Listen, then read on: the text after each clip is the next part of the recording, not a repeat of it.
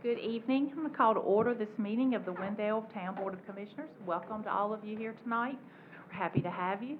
We're going to be led in the Pledge of Allegiance by Police Captain John Slaughter.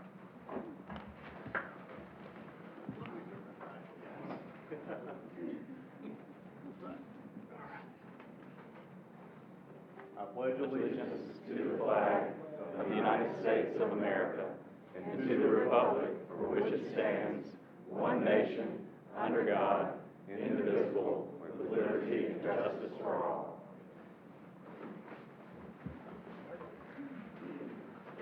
Thank you, Captain Slaughter. Our invocation tonight, we're going to hear from Pastor Asa Bell of Pleasant Grove Baptist Church. Good evening, Pastor Bell. We're so happy to have you. Good evening, Madam Mayor, Commissioners. Glad to be here on tonight. Very quick update. Pleasant Grove, or our Greater Pleasant Grove Development Corporation, just finished our summer camp, or will finish it this week. 6 weeks of enrichment for many, many children. Thank you for continued support of the things that we're doing at Pleasant Grove. Would you bow with me?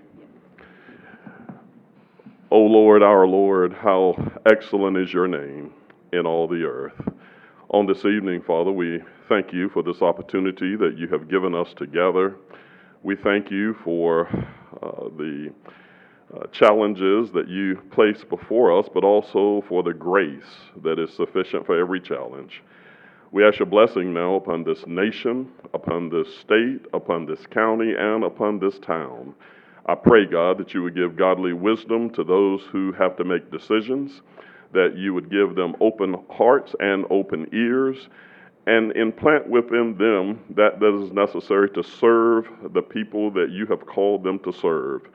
And then, God, help us all to be strong witnesses. Help us all to live together in unity and harmony according to your will and your way. We thank you for all things on this night. We pray in Jesus' name. Amen. Thank you again. Are there any adjustments to the agenda? Yes. Oh, all right. I wanted to add an adjustment, discussion for development, from this point on, any land that's not buildable on there, like swampland, et cetera, not be allowed for calculations on the homes built in there, just to discuss it. Do you want to have a discussion about that tonight? Yeah. Okay. Before Do you want to discuss it? the vote on the Edward property? So you'd like to have a discussion and some questions? Questions about what prior we're doing. to the public hearing that we're having what we're tonight. doing, so explain. Madam Mayor, Yes. can you restate what we're discussing? Motion, or not motion, but just to discuss in land, in the developments on land that's calculated, for like swampland, stuff that can't be built on, not be allowed to be calculated in the overall subdivision, like, amount of homes in there for the R rating. Okay. So it sounds like you have a question about just some general topics you want to discuss. Yeah. Not beneath the umbrella of the public hearing. Is that what you're Yes. saying? All right, well, I don't see why we can't add that. Just for future developments and stuff, because same, it seems like everything's just the same coming through. Need some variety. It might be a good opportunity to answer a lot of questions for the public.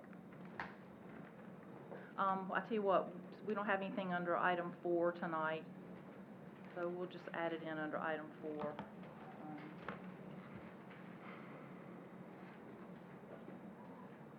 I'm gonna write quick discussion about development. Is that all right? Yes, thank you.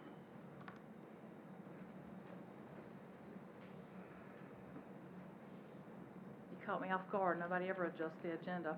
Okay, so do we have a motion to approve the agenda with the adjustment?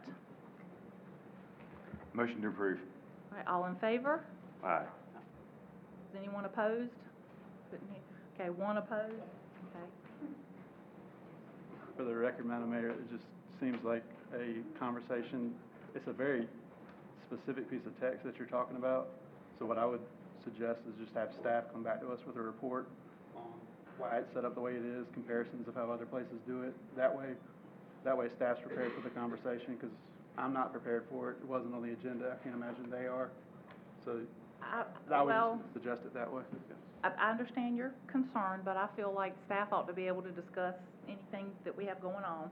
I hate to catch people off guard. That's typically not what I like to do, but they can discuss things and answer questions. And I think anybody on the town board, if they have some questions, and I've gotten 1,000 questions in the last 2 weeks, so maybe this will be an opportunity to answer some of those questions for folks as well. So I think it's fine.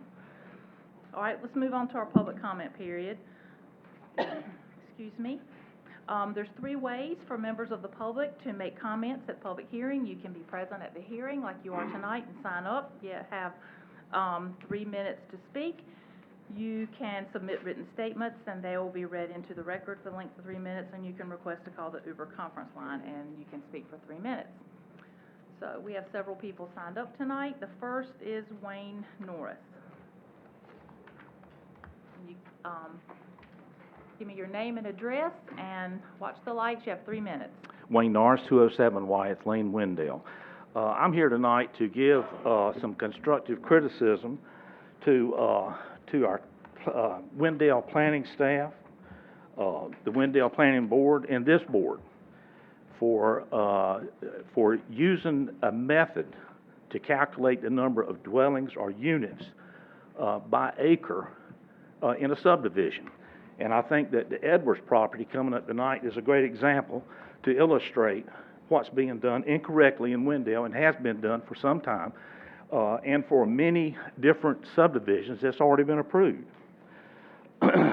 What's taking place is that when at the average number of dwellings per acre is being calculated, wetlands, rivers, streams, ponds, whatever is included in your calculation, if you have a calculation on how many houses and dwellings can be in that particular tract or parcel.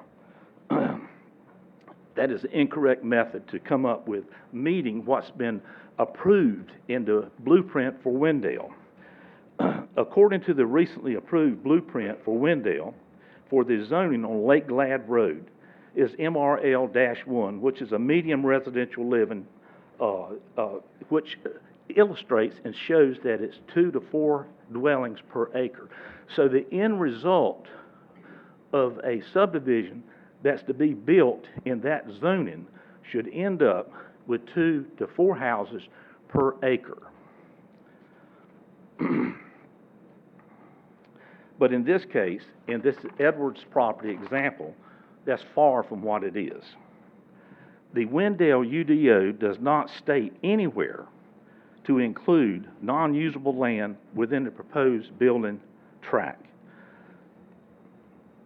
UDO section 16.4 merely states as one of the conditions that this number, the average number of houses per acre, would be listed on the tract sketch. Item number 2 under 16.4 states size calculations including acreage in total tract for the number of lots proposed. But it's just a number. There's a lot of other numbers on the tract schedule that these builders put there, but it means nothing. It means nothing. Again, there is no language or mathematical equation on how to calculate the number of units allowed for that subdivision. However, when the blueprint for Wendell was developed and approved, it clearly states on page 44. You need to wrap your thought up. Time's up. On page 44 that you can have 2 to 4 lots per acre. What the people in Wendell deserve is how this is being done and for it to be corrected. The end result is 2 to 4 lots Time's up, Mr. per Norris. acre. Rebecca Bailey.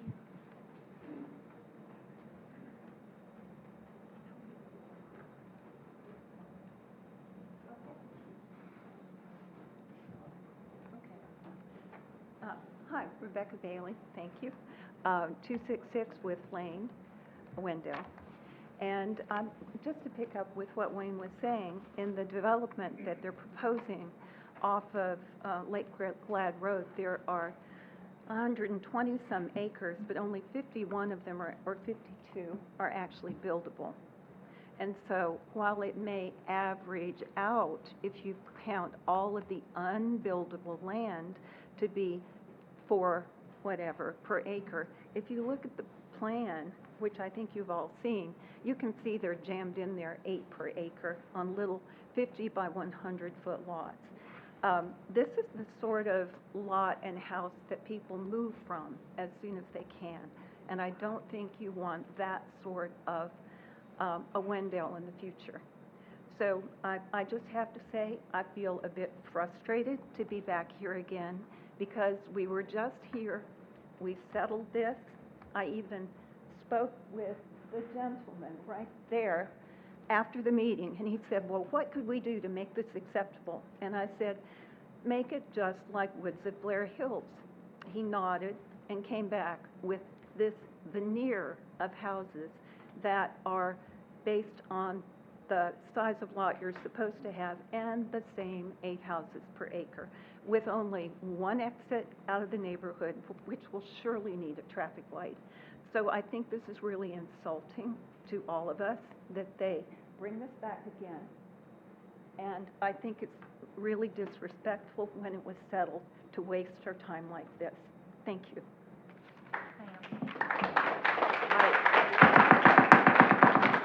I was going to save that speech for later. This is our business meeting. I'm not going to allow any outbursts, no clapping, no side conversations, none of that. That's your one and only warning, or you'll get to see Captain Slaughter. We're a rowdy bunch, Mayor. Okay, none of that, no talking. I'm sorry, it will get out of hand. If I allow it one time, it will get out of hand, and I can't allow that. Mary Fish?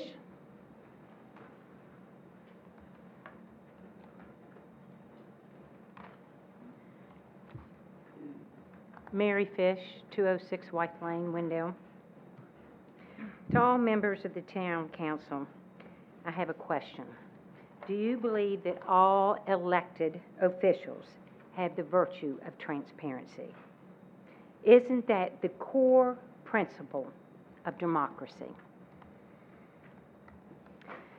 To the Mayor and Town Council, another question I propose. At what point can a commissioner be removed from office for lack of disclosure or other inappropriate actions while being in office? I have asked this question. I have sent a question in to the campaign reporting at NCSBC government, and still have not gotten an answer. And I will hand you all a copy of this. You can give it to the town clerk if you have something you want distributed to the board. Last, to the town commissioners, all of you all that ran for office in this last election, have you disclosed your campaign contributions as required to the State Board of Elections? And if not, why? On the public records, it shows specifically when fines are placed to those that have failure to report. So my question now is, why is this not reported? Can you explain that, Jason?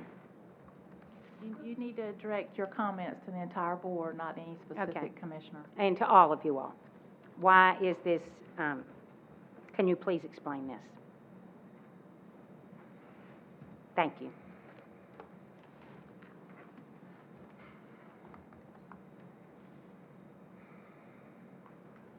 Kathy Rockwell?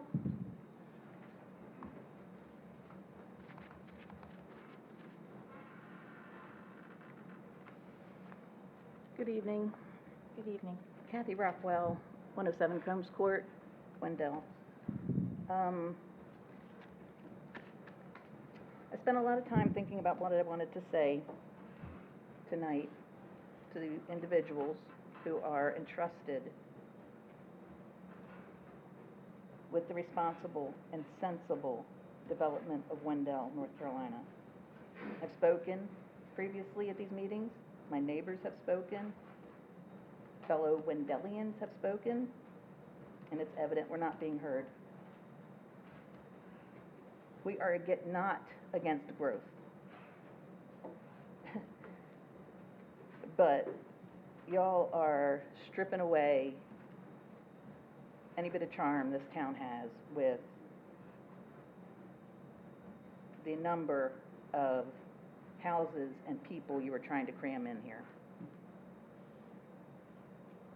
It's like you're trying to make it Cary 2.0, and I don't like to go to Cary. If you are truly acting in our best interest, the citizens of this town, whether we're in town or in the ETJ, you would be looking at the big picture and what's it all going to look like when it's all said and done.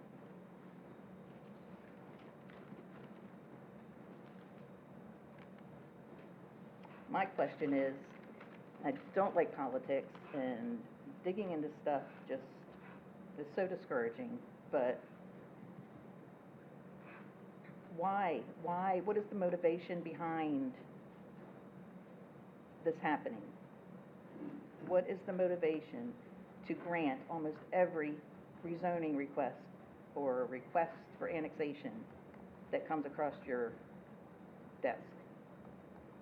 And I can only think of one thing, well, two things, money and power. And that's very sad, and I'm very disappointed.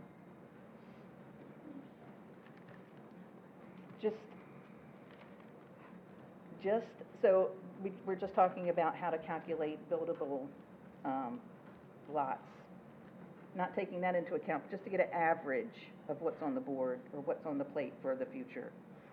For the proposed projects, taking the number of acres divided by the number of units, whether they be townhouses or apartments or single-family homes, it's 0.24477 of an acre per unit. That's for the proposed. For those under construction, it is 0.27. I think we're good on our high-density developments. I think we should look at bigger properties with, is that read for me? Yes, ma'am. Okay, thank you. But you can finish your sentence if you need to. Jason Williams? 201 With Lane, Wendell, Blair Hills.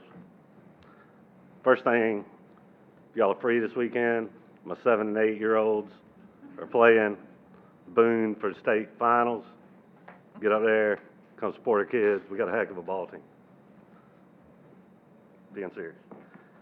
Second thing, we're gonna get into more what Mary was talking about and some of our transparency issues that we're finding. I am a researcher. I like to research. You can ask my mom. I stayed at state for a hell of a long time. Campaign finance reports are very telling. They're very telling about where people go and basically who butters their bread. We can't call you out by names, and I respect that, but I won't. But there are a lot of people that are sitting on that side of this table that take a lot of money from development groups, real estate investors, North Carolina Home Builders Association, North Carolina Realtors PAC, Floyd Development Company. It's hard for us to say that we're getting a fair shake or there's not a conflict of interest when we see that it's a pay-to-play town. And I understand that. It's going to be like that, but it doesn't have to be. You guys can make decisions to change this. You could change the way we're going, but it's if you want to. So we did have one, commissioner that's been fined twice in 2022 for failure to produce campaign finance reports. That's coming straight off the State Board of Election website. It's easy to find. So when you see stuff like that, me as a citizen, all these people, what are they hiding? Makes you wonder, right? If somebody will pay $750 in fines, how hard is it to produce a piece of paper to the State Board of Elections? What are they hiding? And that's my question to you guys. And thank you, Phil, for bringing that up. That's been a big question to us about how these land uses are being prepared. We don't understand the numbers, how it works when half of the Edwards project is in a wetland for Buffalo Creek, but yet they say it's 2 to 4 homes per acre. There's no way. There is no way. And other than that, I got 1 second. Come watch the boys play baseball in Boone. John Parks?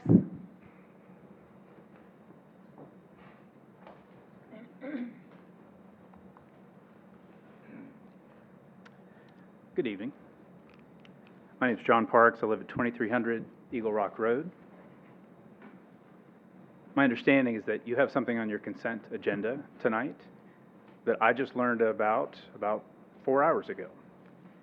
And it's an adjacent piece of property to me. You're being asked to annex this piece of property, presumably for development. So as I said, I'm an adjacent property owner. This is the first that I've heard of this. I've known that the piece of property has been for sale, but I've seen nothing. I've heard from no one. I learned in looking today, because I was tipped off about this by someone else online, that there's apparently a meeting held with what is called neighbors sometime back in March. I watch my mailbox. I monitor all of my email accounts, my phone, my home phone, my text messages, plus somebody's at my house 24/7. No one ever reached out to us at all. So what I'm asking for is I'm asking for you to take this off of the consent agenda for tonight, and I'm asking you to actually hold a discussion about it to allow us to be able to offer some input. You see, I'm at a disadvantage. I'm not a citizen. I don't live in Wendell. I can't vote for you. I can't vote against you. But yet somehow or another, you guys and this town actually have the ability to come and drastically impact my life, my family's life, and our property by allowing this piece of property to be annexed into the town. Guys, you don't need this piece of property. It's pretty far outside of town. Like many others have said and related to another issue, I'm not against development, but this is too dense. I'm going to be looking out of my dining room window at rows upon rows of houses. Because I live out in the country. I back up to Turnip Seed Nature Preserve. So all I'm asking for is that you would please take this off of the consent agenda and just simply and actually discuss it with us. We would love to be able to have some actual input into the matter. Thank you. Catherine Locklear?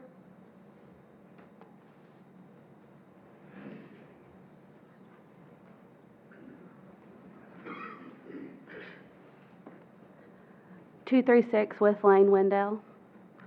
Hi.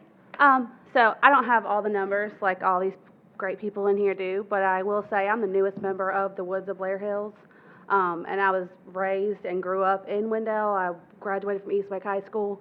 I worked at Lake Myra. I worked at Wendell Elementary. So I'm coming to you from a mom point of view. Our schools and our daycares right now can't handle the kids you already have. And now you're bringing in all these communities and you're talking about it's for the families and it's gonna be great. Where are they gonna go? Lake Myra, yes, it's set for multiple tracks. They don't have the teachers now for the tracks that they have to begin with. Wendell Elementary is overflowing. You have kids trying to get in. They're having to be bused to all these other communities around us.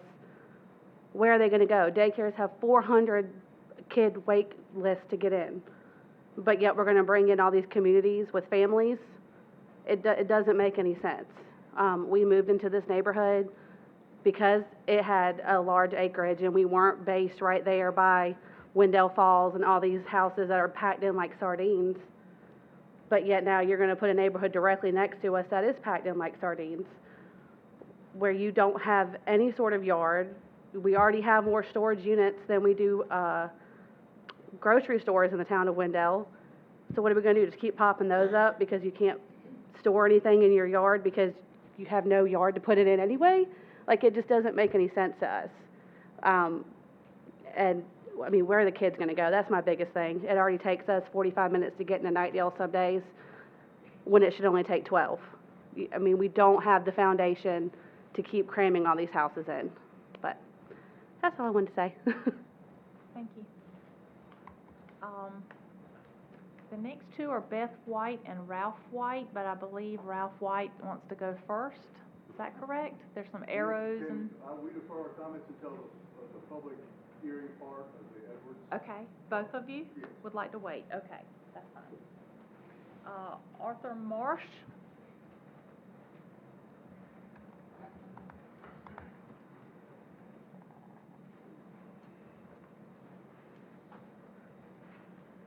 Good evening.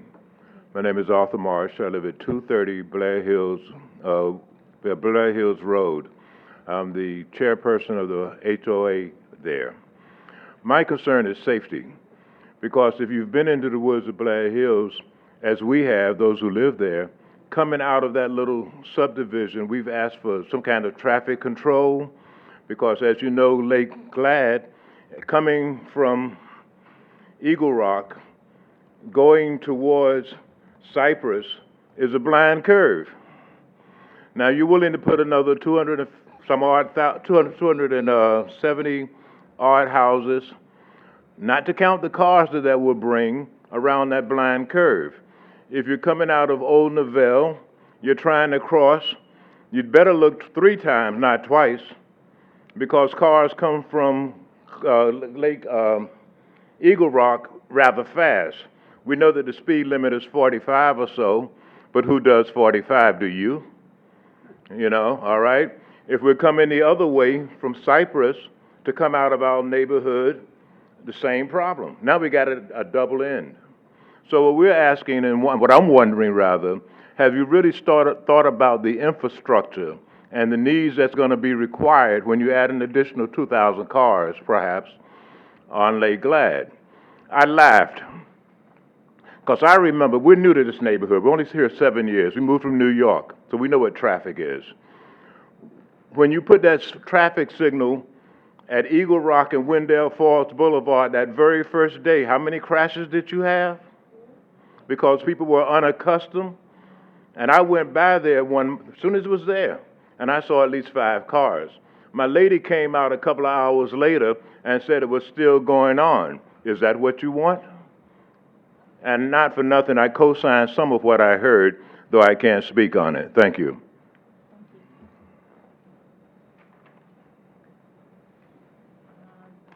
Jan Thompson? John, I'm sorry. Your handwriting is tiny.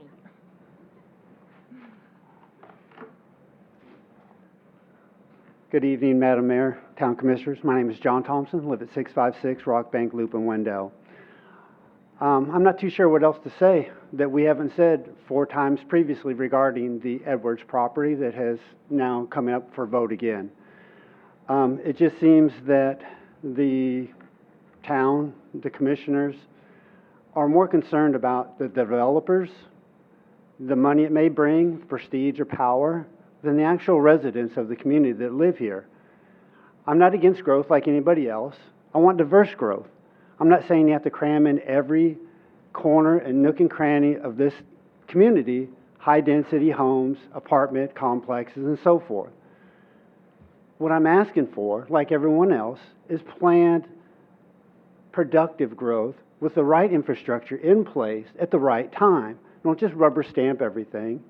Put it in place, let some growth go by, then look at approving other plans, do a metered, step-by-step growth, not just cram it all in. And like other people have said, we're worried about traffic and all these other problems. I don't want to live in a community that looks like Cary, Holly Springs, or whatever. That is already in existence, and it's coming this way. I understand that, but we as a town, you as the commissioners, have control over that, to do the right thing, to build the right way, and not potentially line any pockets or look at any power or prestige that you may have as a growing town. That's what we're asking for, is to listen to the community versus the small group of people, whether it be the builders and or special interest groups. Thank you for your time. Have a good evening. Kimberly Boylston.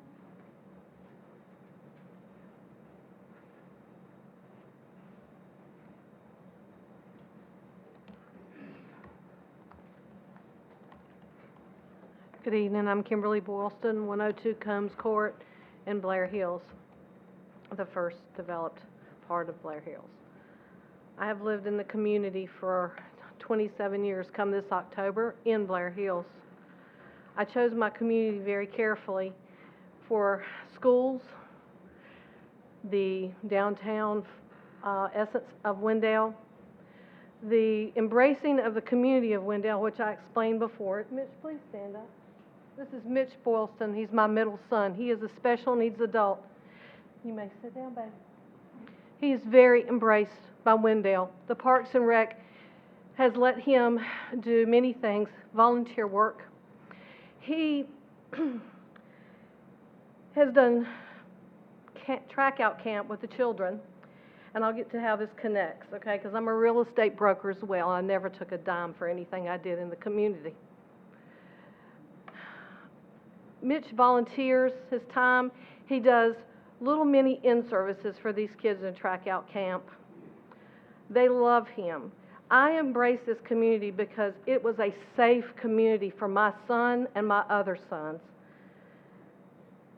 I have been in the Raleigh area. I was born and raised there, and then I moved here.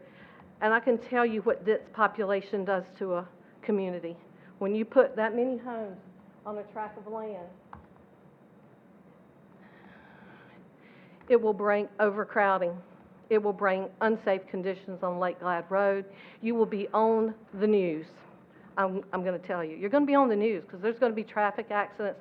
There's going to be crime increase out here. I'm not saying the families that move in there, but there will be other people who will come into the community or be looking to come into a dense population. You need to diversify your plan, your building plan. You need to have, we have homes on Buffalo Road, come in, Wendell Boulevard, coming into Wendell. Those are your starter homes, your town homes. But you need, and then you have the Jones developments over on, off of Hollybrook down a little farther.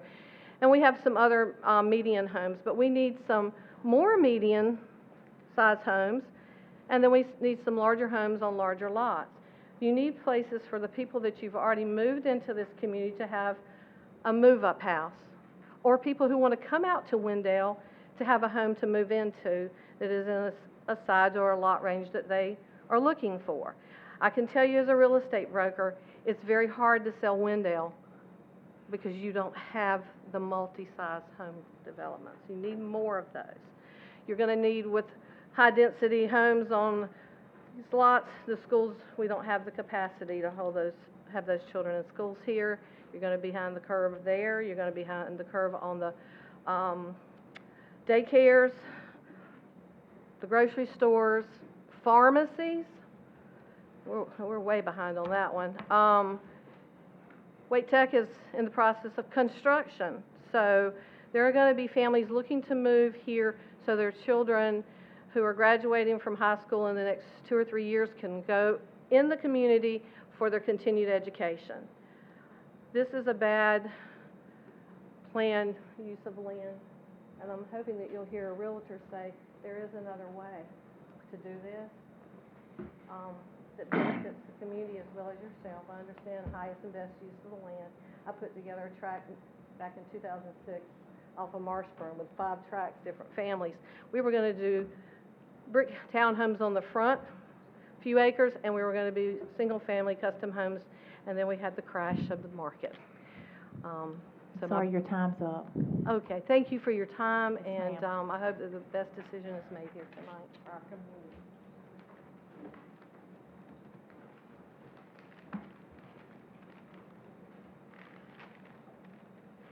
Do we have a motion to approve the consent agenda? So moved. Favor? Aye.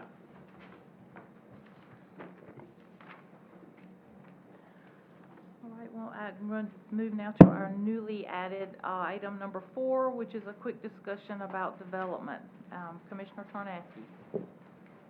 Yes, the question I have was for the development on how we're calculating the homes in there and the amount of them, the land usage that's in it.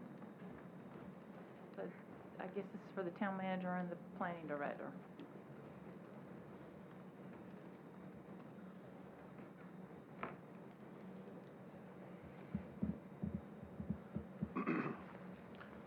So the town, like many others, calculates density by the total acreage of the project divided by the proposed units. So we don't take out open space, we don't take out roads or sidewalks, it's the total parcel divided by the number of units. Wetlands and everything, just whatever's. Wetlands, open space, pools, amenity center, tennis courts, all of that stays in to count the density.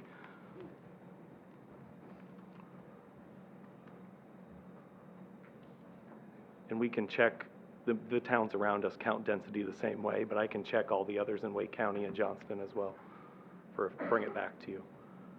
Thanks. You're welcome. Do you have any other questions? That was the main thing, just how we're calculating that. It seems awfully dense, everything we have, there's no variety, and I was just wondering. While we're talking about questions about development, can I add one? Specifically about Mr. Parks's question on the consent agenda item. Could a member of staff just speak about what happened on that vote and why? Sure. And this is for the Eagle Rock Road development, not the Edwards property.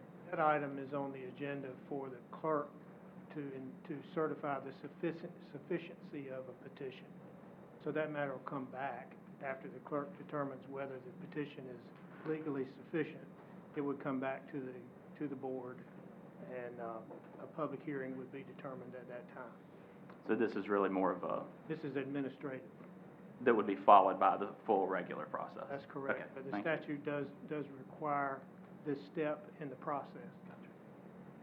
Determination to see if it meets the statutory requirements for annexation, That's correct. for the clerk to do that. If it didn't meet the requirements, it will never go It to a won't want to public go any hearing. further, and, okay.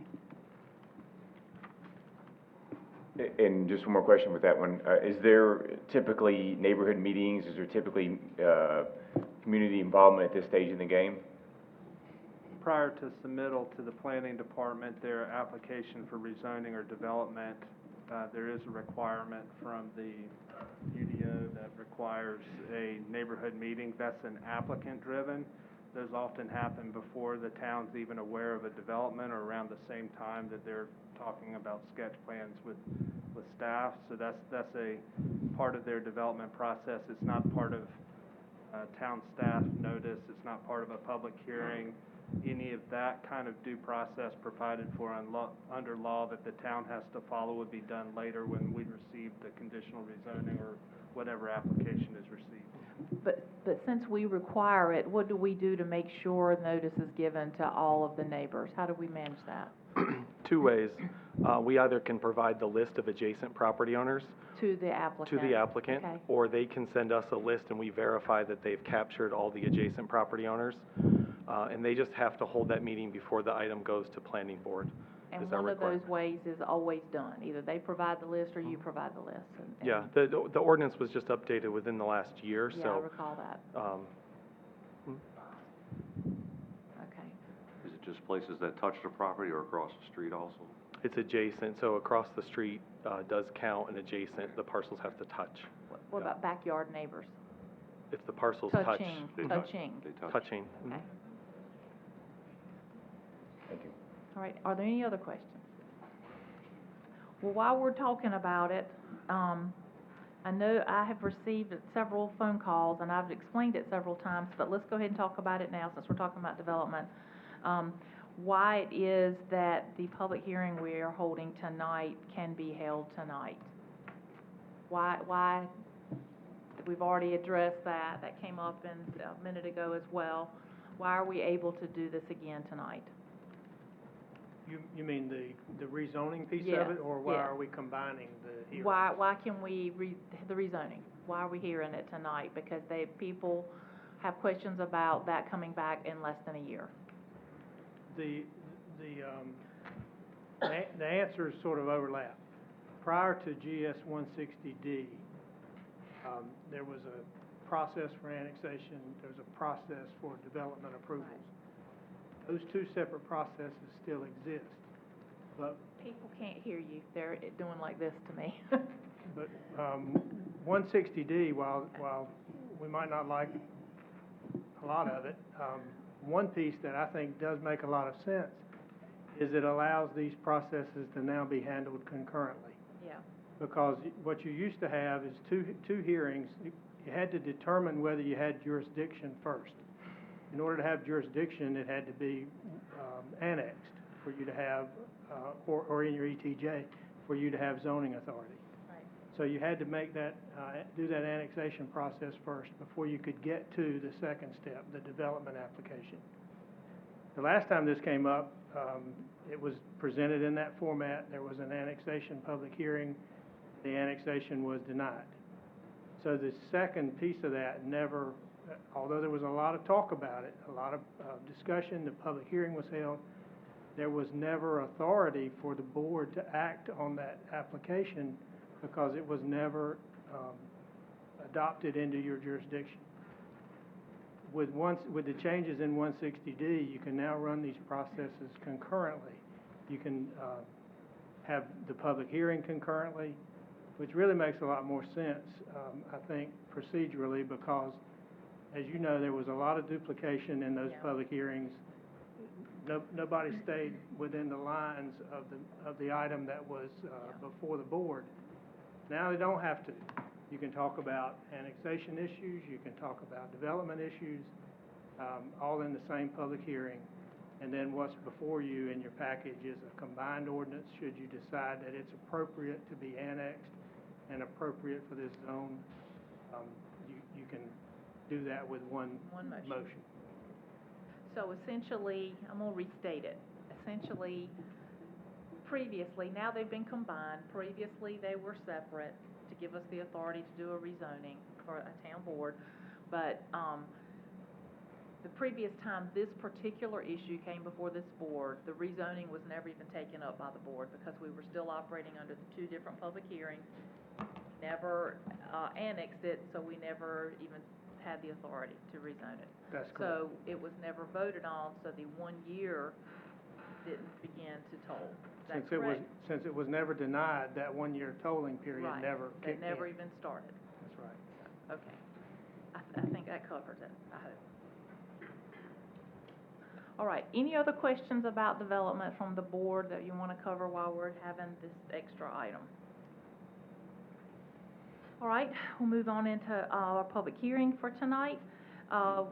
Item 5A is a public hearing on a request to annex and rezone approximately 121.33 acres located at 1005 and 0 Lake Glad Road from Wake County Residential 30 to Town of Wendell Residential 4 Conditional District for the Edwards Property Subdivision. Mr. Coates. Yep. Good evening, Mayor and Commissioners. Good evening. Public hearing is a request to annex and rezone the approximately 121.33 acres located at 1005 and 0 Lake Glad Road from Wake County Residential 30 to Town of Wendell Residential 4 Conditional District for the Edwards Property Subdivision. Our request tonight is hold a public hearing on the proposed annexation and rezoning request and consider making a motion to adopt the attached ordinance. Location, the property is right off of Lake Glad Road, just south of the woods at Blair Hills. Current zoning, Wake County Residential 30. Requested zoning is Town of Wendell Residential 4. And the annexation is required to connect to utilities. and to have Wendell zoning. Current use agricultural, proposed single-family. Property owners are William and Gail Edwards. The applicant is Robbie Bell of Bass Nixon Kennedy. The applicant is here, as well as True Homes and Josh from Ramey Kemp did the TIA. You can see the current zoning in this area. There's a mix. Wake County continues to the south and to the west. RA zoning with Town of Wendell is to the north, and then there's to the east, there's some R4 conditional district for the Glen and Hollybrook project. Summary of changes since the last time this became for the planning board and the town board. The applicant did revise the minimum lot sizes for lots adjoining Combe Court and Wythe Lane. They increased from 10,000 square feet to half acre in size. The developer did conduct a neighborhood meeting, as that's now a requirement for the town of Wendell. They added a pool and amenity center. They did add a condition prohibiting vinyl siding. Roof eaves was another condition where they extended it from 6-inch overhang to 8-inch. Condition 12, they did modify to include a type B buffer along the play field and the rear lots that are mentioned there. Condition 14 has also been changed and added a 40-foot wide undisturbed type A buffer to be recorded as a permanent landscape easement along the rear of lots 74 through 92. If existing vegetation does not meet a type A buffer standard, then supplemental plantings will be added. Condition 15's also been added. The rear of homes on lots 74 through 91 shall have a 10-foot by 10-foot covered porch. And condition 16's been added. Lots adjacent to the pin and reference shall have a 20-foot undisturbed type A buffer with cryptomeria planted on the south edge of a buffer at 8 feet on center. And cryptomeria is a plant, a shrubbery that grows very dense and is fast growing, so it provides some shielding. Zoning district, the properties are currently located in Wake County's jurisdiction. The request is R4, which has a minimum lot size of 6,000 square feet and a minimum lot width of 50. The applicant is proposing a minimum lot size of 6,000 square feet with a minimum lot width of 50 feet. The applicant's providing a lot size of half acre along Combe Court and Wythe Lane. The applicant's proposal does meet all the setbacks within the R4 zoning district for single-family homes. Those are the lot widths. Those are the minimums. If you notice, lot width of 50, lot depth of 100, one of those has to be larger to get to the 6,000 square feet. Our minimum is 6. Those are minimums 50 and 100. So traditionally, if they did a 50-foot wide lot, that lot depth needs to be longer than 100. Overall site plan, which is in your packet, as the plans show, they did add the pool and amenity center as well. They have some zoning conditions. I'm going to go over each one of those. Zoning condition 1 is to limit use to single-family residential, including any allowed accessory uses. So no townhomes allowed, no multifamily, just single-family residential with accessories such as sheds, garages could be separate. Limit single-family density to 2.4 dwelling units per acre. Their current plans are 2.16 based on the density of 121.33 acres with 263 lots. Condition number 3, all single-family lots adjoining residential lots on Combe Court and Wythe Lane shall be a half-acre minimum. They did also request a waiver to block length on the east end of Street E in the cul-de-sac. And then 5 is request a waiver to Stub Street requirement adjacent to Blair Hill Subdivision. I know there's been a lot of discussion. Traditionally, we want to see that connectivity from a planning side. The neighbors do not want that street extended, so the developer is actually asking to waive that, to not connect it.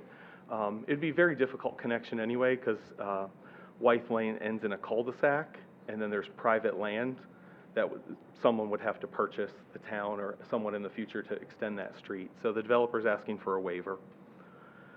Condition 6, decorative garage doors shall be utilized within the development and shall include carriage hardware and/or windows. Condition 7, the exterior siding of homes shall be primarily cementous material, which shows texture and shall be a minimum 5 inches in width. Vinyl siding is prohibited. Condition 8, no single-family dwelling home shall have a front exterior elevation that is identical to a home within 2 lots along the same side of the street or homes directly across the street. Condition number 9, all homes shall use roof eaves which extend at least 8 inches from the facade plane.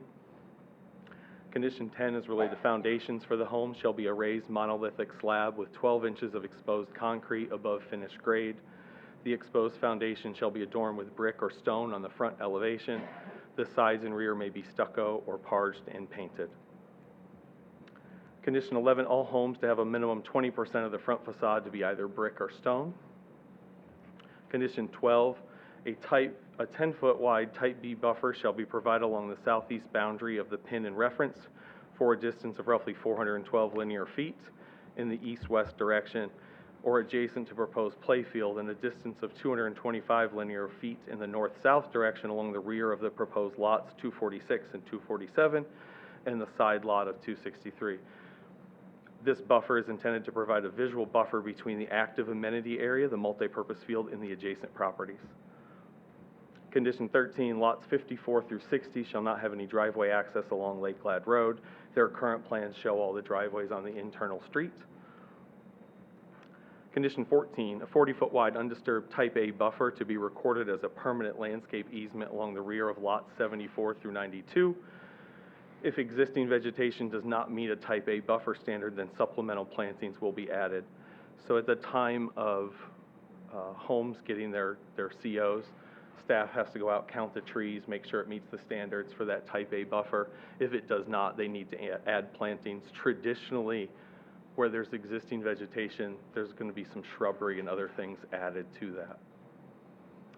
Condition 15, the rear of homes on lots 74 through 91 shall have a 10 by 10 covered porches.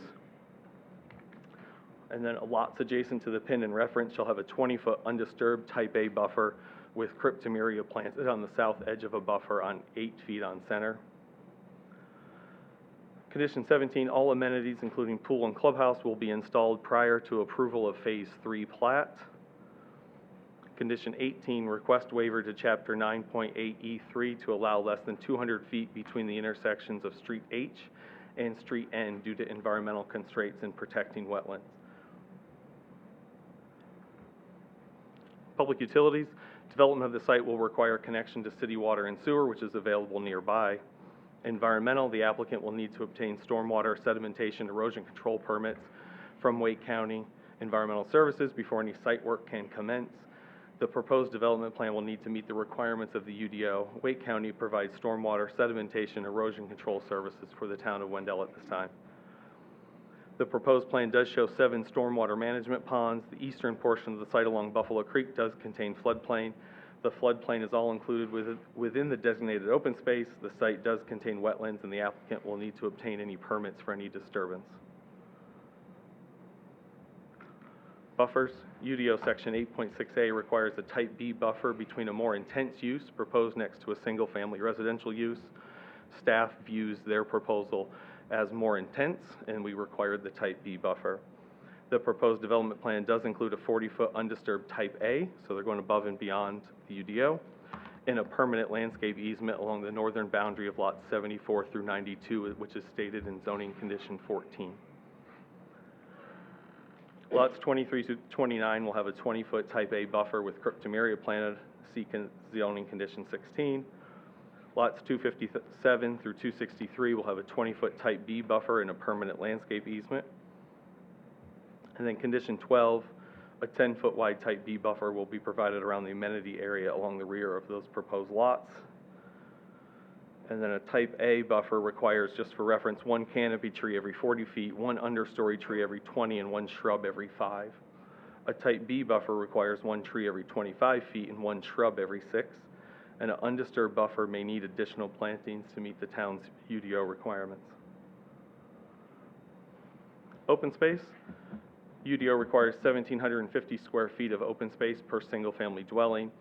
UDO Section 7.4 requires that 75% of the required open space be passive, 25% be improved, of which a third needs to be considered active. The applicant's required to provide 10.59 acres of open space. The development plan is proposing 42.39. The applicant is providing a multi-use athletic field of roughly 1 acre. The applicant's also proposing an amenity area that includes pool and clubhouse. The environmental survey requires that all streams, wetlands, floodplains, and other features be shown on the preliminary plans. The applicant's plans do show all those. The 100-year floodplain runs along the eastern border of the site. Wetlands, a pond, and a stream run through the middle of the site and are buffered and incorporated into the design of the neighborhood. The exact wetlands impacted will be determined when construction drawings are submitted per the UDO requirements. Streets. Town of Wendell UDO requires a street connectivity index of 1.4 within the R4 zoning district. Connectivity index is calculated by number of connections and also how the neighborhood is laid out. Traditionally, the more connectivity you have with roads, the better your score. The applicant's design as today calculates at a 1.59, which is higher than required. The street layout does contain 2 access points to Lake Glad Road and 6 stub connections to neighboring properties. The internal streets are well connected to each other. The applicant is providing off-street parking spaces near the multi-use athletic field and adjacent to the mail kiosk and pool and amenity center. The image on your right is the 3-lane major collector undivided cross-section of Lake Glad Road.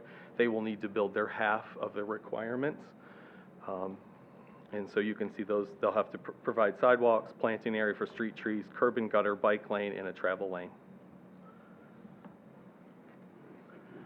The arterial and street collector map identifies Lake Glad as a future major collector 3-lane undivided road. A 3-lane undivided road contains a 79-foot right-of-way that includes 12-foot travel lanes, 5-foot bike lanes, 6-foot sidewalks, and street trees. The property contains roughly 1,200 feet of road frontage along Lake Glad. The applicant does need to dedicate the right-of-way and construct all road improvements identified for the 3-lane undivided roadway since the project fronts on both sides of Lake Glad. The proposed plans show those road improvements required along Lake Glad Road. UDO section 16.11 requires the traffic impact analysis for a development that exceeds 100 peak hour trips per day. The applicant, the first TIA was conducted in 2019. It was updated in 2021, and it's for more units than are proposed today. They're proposing 263 units today. The TIA was done on a higher count. The applicant, it's a phased TIA. There's 2 phases. Phase 1 of the TIA includes a 500-foot left turn lane from northbound Eagle Rock Road onto westbound Wendell Falls Parkway, a 75-foot left turn lane from southbound Eagle Rock onto eastbound Wendell Falls Parkway, and site turn lanes into the development. Phase 2 of the TIA includes a 100-foot left turn lane from southbound Eagle Rock Road onto eastbound Old Nowell Road. And there's images on these next 2 slides which will show you the phase 1 and phase 2. And as you're aware, the town does have funding in our budget to begin design work of the future build-out of Wendell Falls Parkway and Eagle Rock Roads, and the RFQ on that and some other transportation projects will be out later this summer. Our goal is to do major improvements once that design is completed. Phasing, the current plan shows 4 phases. The multi-use athletic field would be constructed in phase 1, and the amenity center area is part of phase 2. Blueprint Wendell 2030, medium residential living 1, does call for between 2 to 4 units per dwelling units per acre with improved park space. Does call for large lot, medium lot, and small lot single-family detached homes. Does allow for accessory dwelling units, neighborhood centers, and amenity buildings such as clubhouse. It does talk about park space, open space, and street pattern and connectivity. The proposed project meets the characteristics outlined in the description of medium residential living 1 as it relates to density, uses, street pattern, connectivity, and open space. Moderate density comprised of single-family detached. The proposed project is entirely comprised of single-family detached homes. Mix of housing type intended to create intergenerational neighborhoods. The proposed project features a mix of lot sizes that will translate to a variety of home sizes and types. The average density, 2 to 4 units. The proposed density is 2.16. Also, zoning condition 2 limits it to 2.4, which is well within the density of medium residential 1. Improved open space in the form of pocket neighborhood parks. The applicant is 42.39 acres of open space provided in this project include a pool, clubhouse, athletic field, nature trails, picnic tables, and a gazebo. Any recommended change to the zoning map should be accompanied by a statement explaining how the change is or is not consistent with the comprehensive plan and is not reasonable in nature. The proposed conditional district rezoning is consistent with Blueprint Wendell 2030, and it meets the criteria of the place type designation of medium residential 1 and is reasonable in nature. It supports the following goals. Growth management directs development to realize the land use pattern envisioned in neighborhoods and housing, diversify housing to appeal to different groups, age, income, lifestyle preference, and family situations. Technical Review Committee did complete their review, and then neighborhood meeting was held June 1st, 2020. Attachment E are the meeting notes and minutes from that meeting. And then staff recommendation, the proposed development plan is consistent with Blueprint Wendell 2030 and is part of the town of Wendell's short-range urban service area and is designated as community in the Wake County Land Use Plan. Therefore, staff recommends approval of the annexation and the conditional district rezoning. Planning Board at their June 20th meeting, Planning Board voted 6-2 on the motion to recommend approval of the rezoning request. And I can field any questions you may have for staff at this time. The applicant is here and does have a PowerPoint as well. Okay, let's open the public hearing. Are there any questions from the board? I have a list of questions, and I don't know if it's appropriate to wait until after the applicant's presentation to let either of them answer. The applicant? I don't know. Okay. Why don't you just hold them then? Okay. Are there questions from anyone else? Not yet. Did you say no? Not yet. Okay.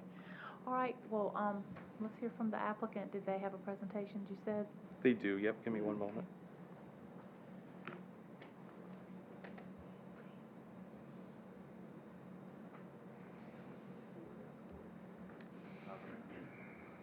Yeah, just use the arrows. Okay. Thank you, Brian. Appreciate it. Good evening, Madam Mayor and Commissioners. My name is Rich Taylor. I'm with True Homes. We are the developer and builder for the Edwards property project. And I've got a short presentation that I'll get through as quickly as possible to try to answer a lot of the questions that we've had at the neighborhood meeting and from others up front. So I'll get through this as fast as we can. The developer and the development team is True Homes. We're not only the developer, but we are the builder as well. So we're designing this property, this project, for our own use to build all the homes. Bass, Nixon, and Kennedy is the lead project engineer. Robbie Bell is here. And Ramey Kemp is also here as a traffic engineer. If we get into some technical questions, we may call on them to come up and respond. As far as the builder and the builder team, I've got a couple folks here with me from True Homes. Jeff Carnell is executive partner with True Homes, and John Ward is a market partner here with True Homes. And so they've been involved with this project what's almost 4 years now since we started. A little bit more about True Homes very quickly. We're based in North Carolina. We will deliver about 2,500 homes this year in the Carolinas, and we've also built, even though that sounds like a lot, we tout ourselves as a neighborhood builder or a community builder. In Wendell itself, we built 200 homes, all for sale, that the residents of those homes are citizens living here in Wendell. So we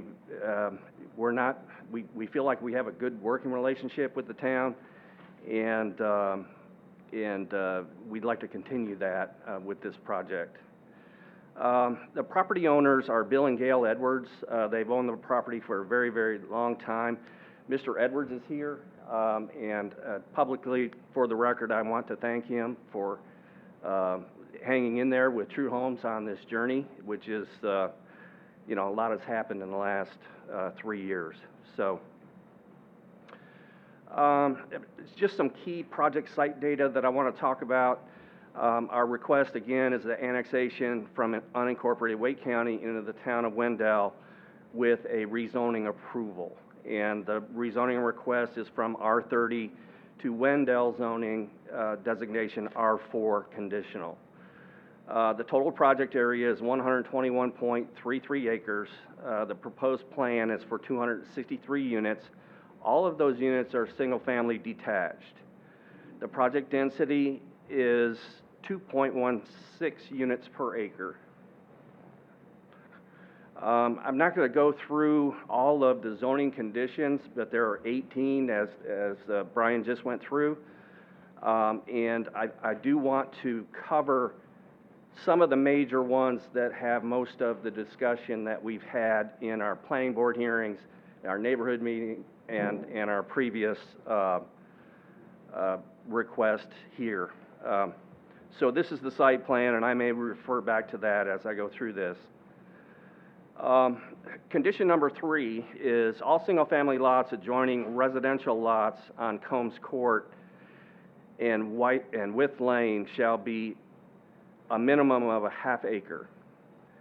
These lots are all more than a half acre, which are approximately 22,000 square feet. Our previous request was for these lots to be 10,000 square feet in size. And as a result of reworking our plan, we actually reduced our density by 13 units. So we had 276 before, and we lost 13 units, or by changing the lot sizes, we reduced the density of the project. So those lots are all ones that abut. The ones that are larger there, shown at the top of the plan there, are all lots that abut homes on Combs Court or Width Lane. The condition number 5, we're requesting the waiver of the street stub requirement adjacent to Blair Hill Subdivision. So that is, if you look at the cul-de-sac at the top of the map there, you'll see an area. That area is being dedicated to the town, and it won't be part of any lot. If it is undisturbed, it will be replanted and maintained by the homeowners association. So that stub, we don't, as the planning director discussed, it's not a great spot for it. You don't have the right of way. The folks that live in the Blair Hills neighborhood don't want that connection. So we're requesting the waiver of the street stub, but we're still leaving the property for that purpose going forward.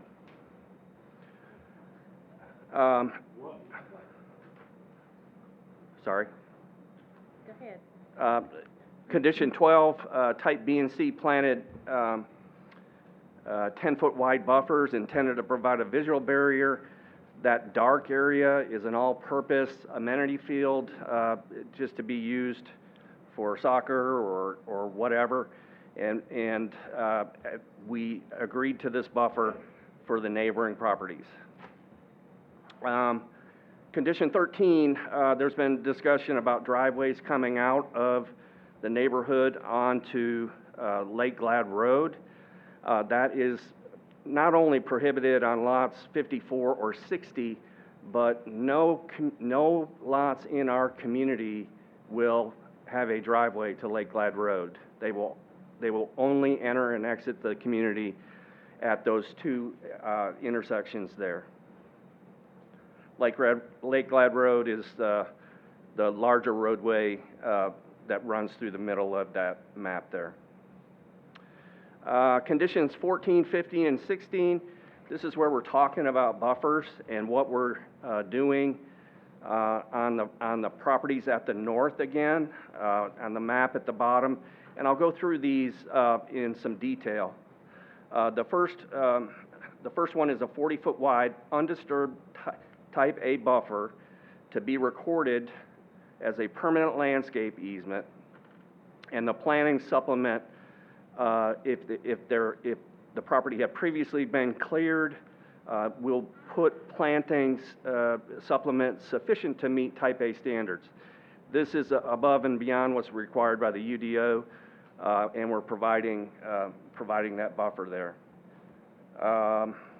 So what I've got here that more explains condition 14 is our 40-foot buffer on this map, which is to scale, is the green area along the northern property line.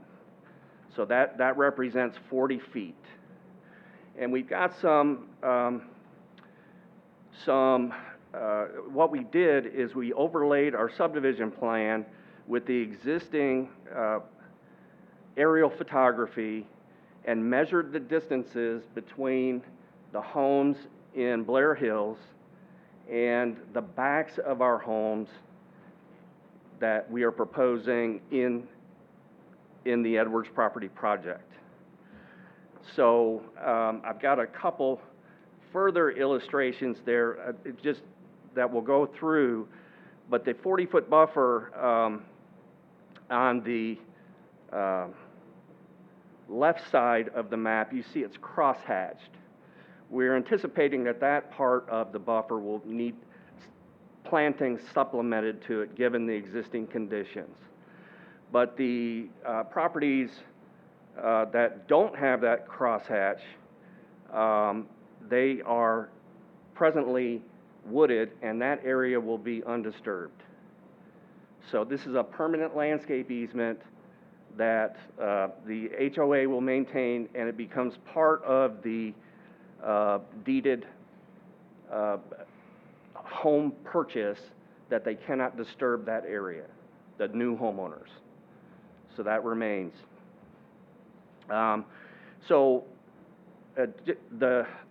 Just to give you a couple numbers to call it out, I've got a couple of cross sections here that we took again from aerial photography.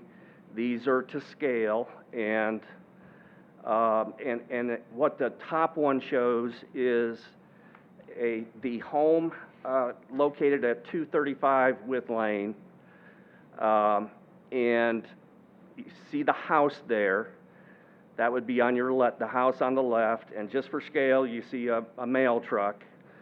And then what we've measured is the distance between the back of that house and what the vegetation looks like from the aerial photography, and then you'll see our new house on the right side and the 40-foot undisturbed buffer from the rear property line there. That's the red numbers. So our new lot 83 basically backs up to 235 With Lane, but it's 365 feet from the back of their house to the back of our proposed house. That's the distance of a football field, including end zones. So, and it's fully wooded. Down in one of the closer ones is a home at 113 Combs Court, and the back of that house is in blue there. You'll see 140 feet from the back of our house, and that is in an area where we would have to replant the buffer. But what's interesting with this view is there is a 13-foot difference in first floor elevations based upon our grading plan. So visually, the home in the Edwards property project will be 13 feet below the ground floor of the home at 113 Combs Court. So I think it's a pretty good illustration of what we're doing with buffers to minimize the impact, not only with the size of the lots, but also with these permanent landscape easements, which will be permanent buffers. We also have a condition 15 where we have enhanced rear elevations. This was a question that came up at prior public hearings and at our neighborhood meeting. Sometimes they can look pretty bland, but for the rear elevations for the homes adjoining Blair Hills, which are going to be on premium lots, we've added some dormers.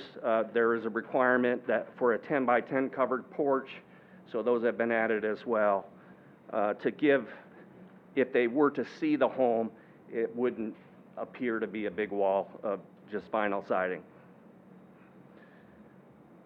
Condition 16, 20-foot type A planted landscape buffer with cryptomeria, planted 8 foot on center on the south side of the buffer. If you walk out of this entrance here and you look to your right, about a block away, the picture on the right is a picture of cryptomeria that's planted there. So you can see how that creates a visual buffer. Representative amenities, these are, we're doing a pool, clubhouse, and mail kiosk. We've done that in multiple neighborhoods. And our typical model, this is the picture on the right is an actual picture of a project that we did in Charleston. So you've got a pool there, clubhouse, the mail kiosks are there. There's plenty of parking for all of that. And we also have a pool cabana, which is outdoor, not outdoor, but they're basically bathrooms to keep people from going into the pool or going from the pool directly into the clubhouse. Representative homes, we've got our conditions are raised slab foundation, no vinyl siding, masonry detail on the front facades. The homes that are pictured there are 2 homes that we sold in actually Johnston County in just recently. And we expect these homes, nobody has a crystal ball, so I gotta make a disclaimer. The homes as represented are expected to sell in the Edwards project starting in the mid 400s and up to the mid 500s. So the homes that are pictured there, both of them are over 3,000 square feet, and they sold in the high 500s in Johnston County. Our project timeline is we had our neighborhood meeting on June 1st. We did get planning board approval for a 3rd time. Wendell Commissioner's approval. Hopefully that will be granted tonight, and we expect our project development to start in early 2023. So we've got, that's all I have. So we've got some folks here to answer questions. I can certainly address them, but if there are other things, we've got our engineers here to talk. So. All right, questions from the board for the applicant? Yeah, and I'll let y'all kind of, Brian, you can make a decision about whether it's for you or the applicant. Is there such a thing, and I think this is definitely staff, in our UDO, do we have a definition of buildable acres? Is that a statistic? I know that's something I've heard referenced a couple times. I'll have to defer. Stacy's got the UDO. I'll have her look that up if we want to go to the next question. And to reiterate, I think a point that you made in your presentation, Brian, but are there any 5,000 square foot lots in this proposed development? No, they're at 6,000 or more. They can't be below 6,000 with R4. They're not asking for a reduction. Our minimum, sometimes when people see the 50-foot minimum and the 100-foot minimum, they think it could be 5,000, but one of those has to be 60 and 100 or 50 and 120. Like the lots they can't just be 50 and 100 in an R4. One of the dimensions has to be bigger. Okay, thank you. Yep. maybe a Kimley Horn, is that your traffic? Anyway, maybe a traffic question. Information about why the Phase 2 turn lane comes onto Old Now instead of onto Lake Glad off of Eagle Rock? Sure, that turn lane there, you're saying instead of going like further down south onto Lake Glad, there's a turn lane that's associated with the Lake Glad development there. Okay. So there will be a turn lane there as well, but nothing was associated, so essentially in the review, we're going to be providing the left turn lane further north. So you'll have left turn lanes at both of those intersections ultimately. Thank And you. Ramey Kemp, I'm offended by Kemp. I'm sorry, I should have I'm taken kidding. a note, I apologize. Commissioner Eman, just to answer your question on buildable area is the only definition we have. We don't have buildable acres. We have buildable area, which means the portion of a lot remaining after required yard setbacks have been provided.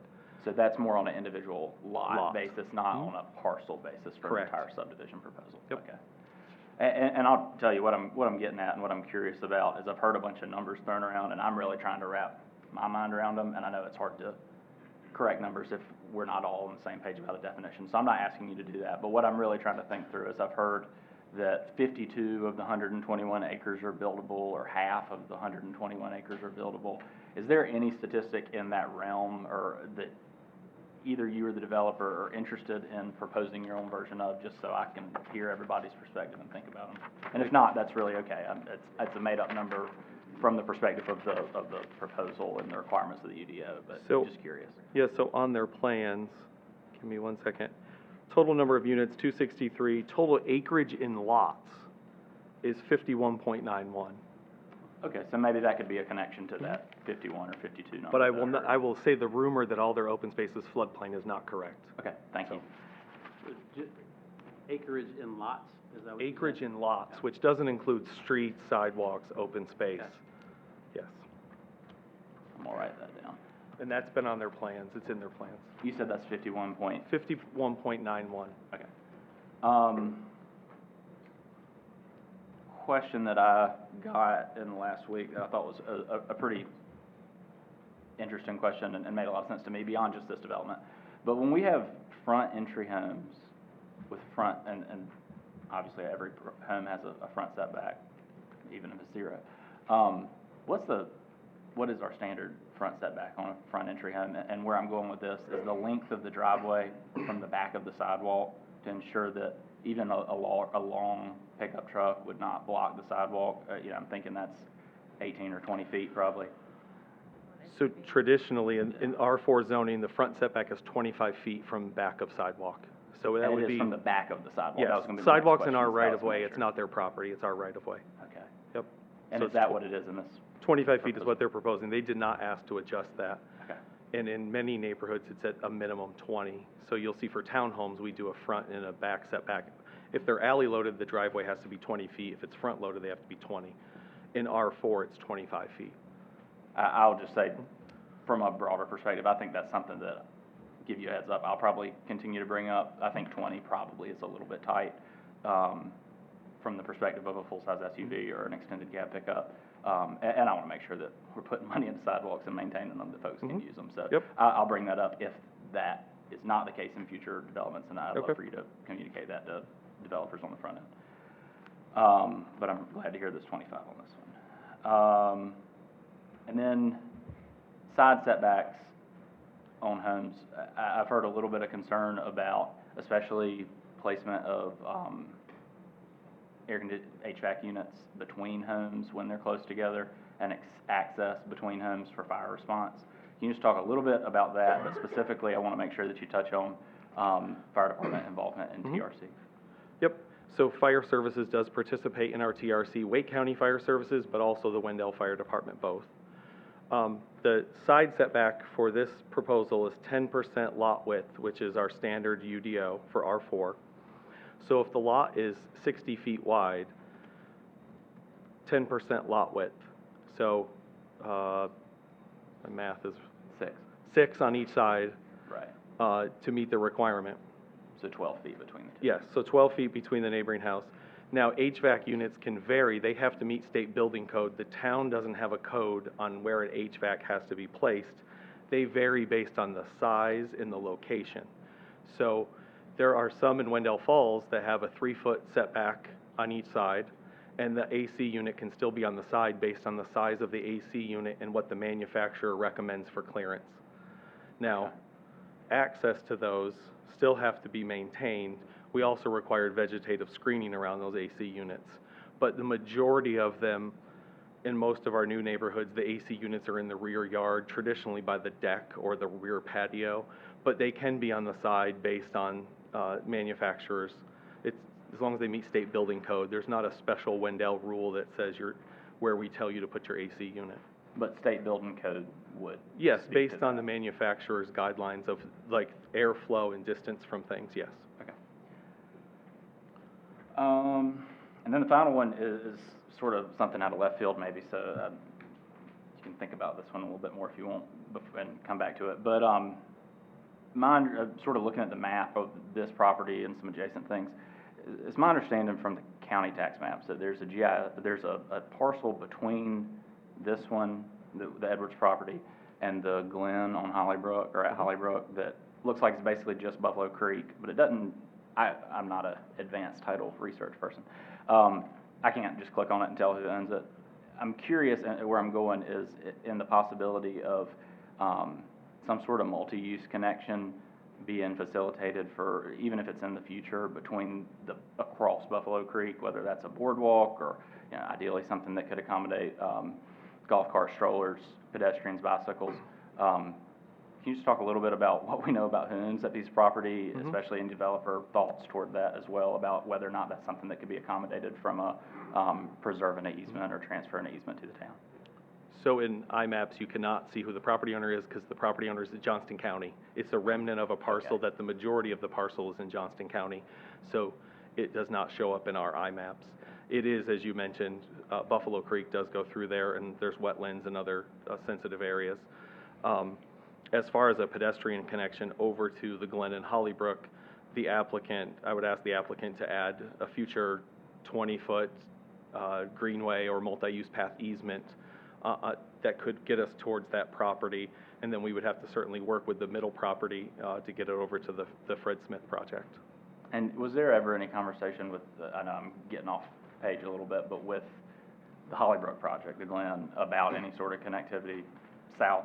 In other words, is there anything on the southern tip of that property that would facilitate some kind of connection in the future? There is a pump station with clearance around it, and then the backs of lots.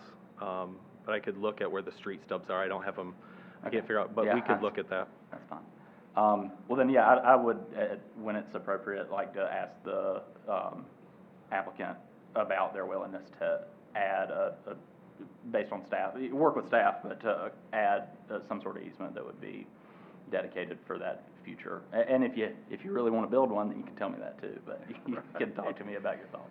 Right. There is a location of a sewer pump station that is basically, that's what we're connecting to with the City of Raleigh Utilities. And we just conferred a little bit. If it's possible, we would be willing to participate with that. I think there's multiple parties on the other side as well, with the Hollybrook folks.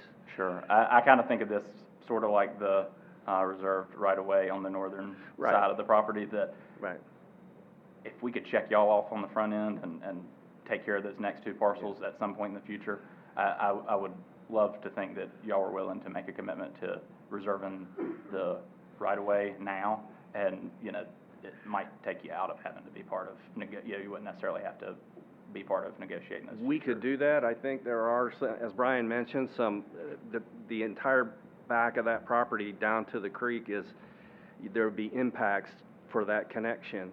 And that's why I said if it can be done, we would participate in it, but I'm not. So I think what we would need at this stage is a 20-foot greenway easement or multi-purpose path easement. Just for walking. For a potential trail.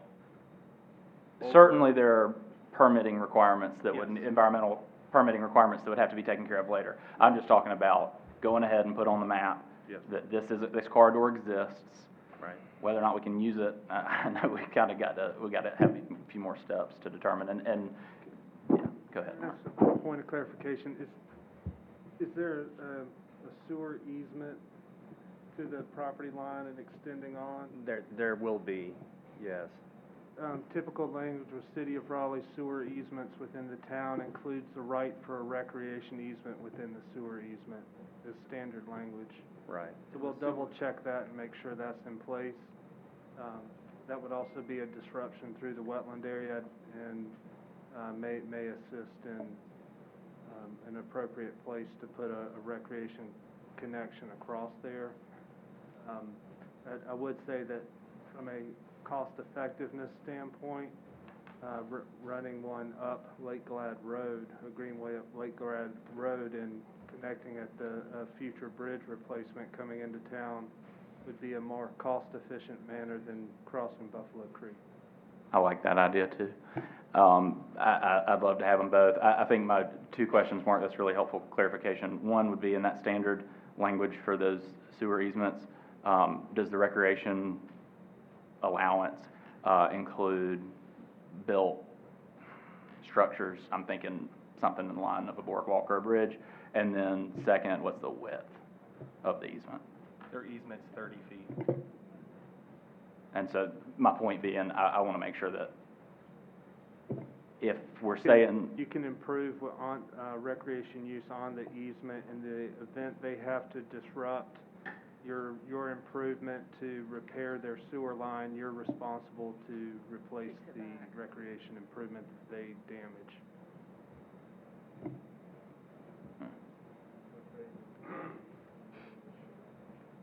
I think it's put it there at your own risk, right?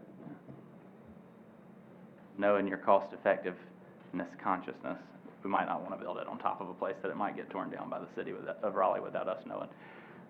Sometimes pipes crossing creeks are a good place to cantilever constructions for recreation trails, so you build the two in coordination or one. So it's, much like you would build a sewer connection at a bridge, connected to the bridge to get the sewer line across a water body. Usually regulatory agencies like limiting the disruption to the wetland area as well. Thank you. I think I'm good on that, but it does raise one last question. Okay. Is the current plan for the sewer line to go across the creek or underneath it? Under, yep, Okay. yes. So the plans, which are designed by the city of Raleigh, have us going under Buffalo Creek. Okay. And connecting on the other side of Buffalo Creek, where the lift station is either under construction or nearing completion now. I retract my benefit statement. Okay. No, it's a good point. It makes a lot of sense. I appreciate it, Mark. I will then sort of just reiterate my request. I think it would be really helpful for me if y'all were able to make a commitment tonight to reserve a recreation right away in addition to the one that's there. It's not like there's a home down there that would need to be. I know that siting it maybe is the challenge, so I'm not the expert on knowing how that works or the logistics. But yeah, but that's what I'm getting at. And maybe specific siting to be determined. I'm okay with that, but you know, as I guess some of that's an attorney staff question about how a condition like that would work. But I think that's what I'm getting at. Is y'all can talk. Not asking you to say it right now, but I think that's something I would love for you to be able to offer as an additional condition before we finish tonight. We're amenable to that. Okay. Yes. Thank you. All right, anyone else on the board have any questions or comments? Last question I got. Same thing I always ask, Brian. How much parking is there for parking? And road sizes are still 27 feet only? The road right-of-way is 52 feet, the back-to-back curb is 27. 27 feet, and then There's how many extra spots are there? There's spots in the pool amenity clubhouse area and over by the athletic field. I'd have to look up the total, but driveways count as two, garages Not count. 263 though, right? No, there is not 263 extra parking spaces, no. Just checking. There's I two thought in the, maybe someone would come up and give me some spots one of these days. two in the driveway, Like two an in the garage. celebration. Thank you. Yeah, you're welcome. I do have a follow-up question on Phil's. Mine, just trying to understand the map of the project.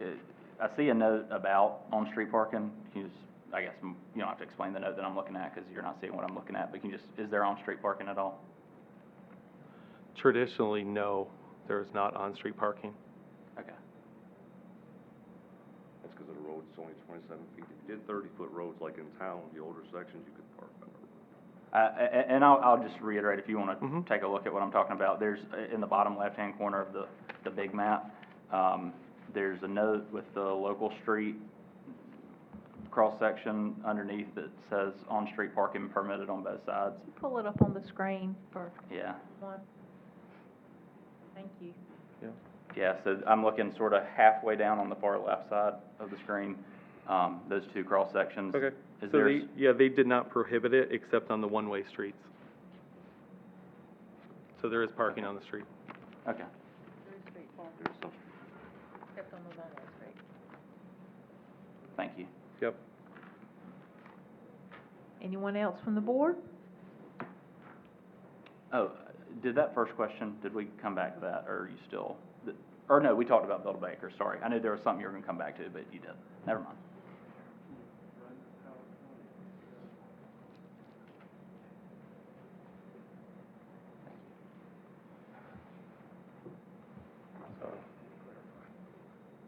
Current slide. Yep.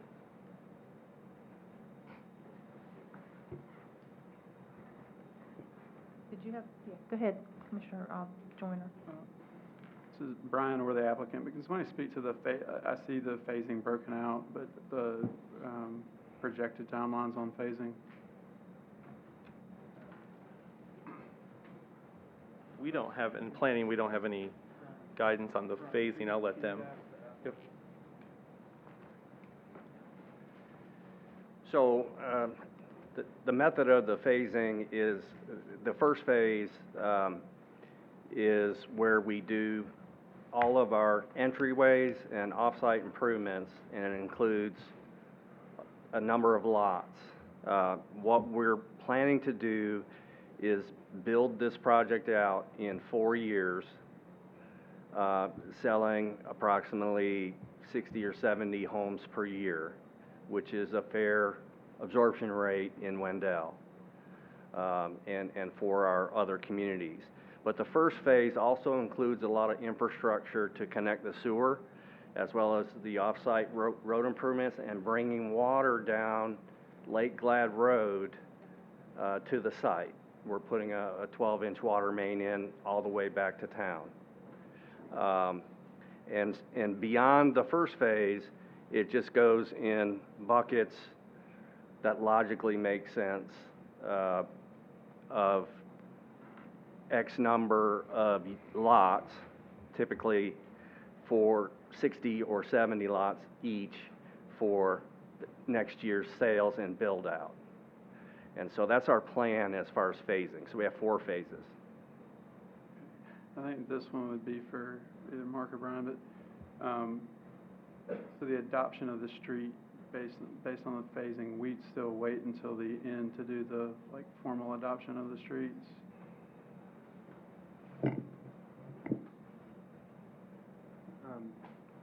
Streets are accepted by the town when all the improvements are made and the developer requests. Brian, can you talk about the timing of how many lots have to be built? So our standard and spec document for the town requires that when 80% of the lots are, the homes are occupied, they can request that the town take over that phase of streets. Engineering and Public Works go out, do inspections, give a report of what needs to be fixed before they become town streets. They both go back out to verify those improvements are made, and then the actual adoption of that street section comes to you for approval for the town to take over maintenance of those streets. They could do, like, phase 1 hits 80%, they could request to start that process. And that answers my question. I have a couple, Mayor. Yeah, go ahead. I just want to touch on a couple things. Mine are related to the amenities, and then the Stub Street that is now going away. You mentioned that it looked like the overlay, it was a wooded area. Am I safe to assume that will go away, that will be a grassy area between the two homes that is then HOA maintained? Address that question. The commitment we made to that was if it was wooded and got disturbed, we would replant it. So it will remain natural. It just won't be a grassy area between two homes. Okay. And so if it is wooded, it will stay wooded? Yeah, and if, in the construction of the roadway, if we take some of that woods away or impact it, we will replant it. Okay. And the reason I ask that is I've seen situations in existing neighborhoods where, you know, the HOA is supposed to take care of, you know, certain grass, that kind of thing. The grass has grown. It's too large of a spot for the homeowner to maintain, that kind of thing. So wooded, it will stay wooded. Yeah, yes. Otherwise, corrected, HOA maintained?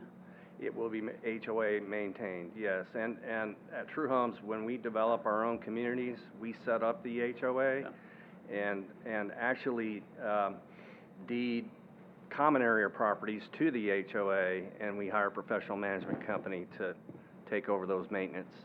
And it's part of the budget that we set up for the homeowners association, which is reflected in the dues that the residents will have to pay.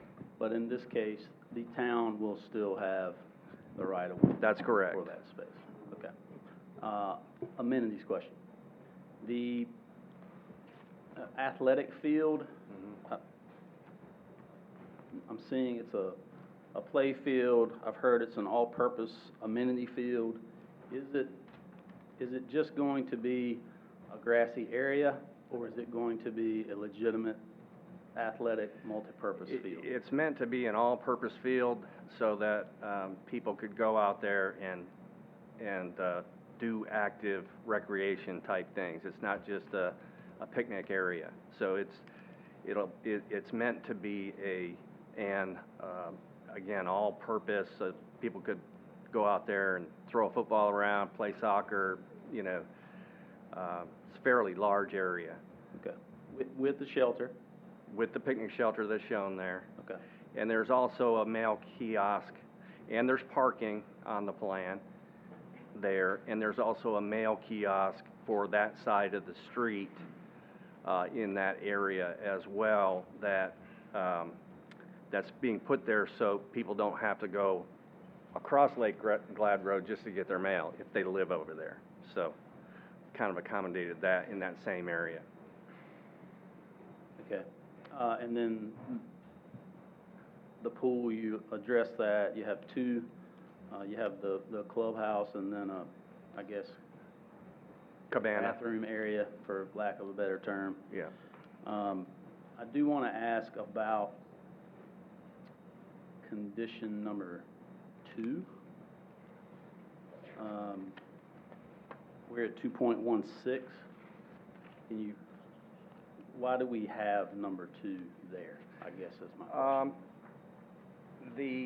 When we designed the plan, we've had, one of the conditions was a maximum density of 2.4.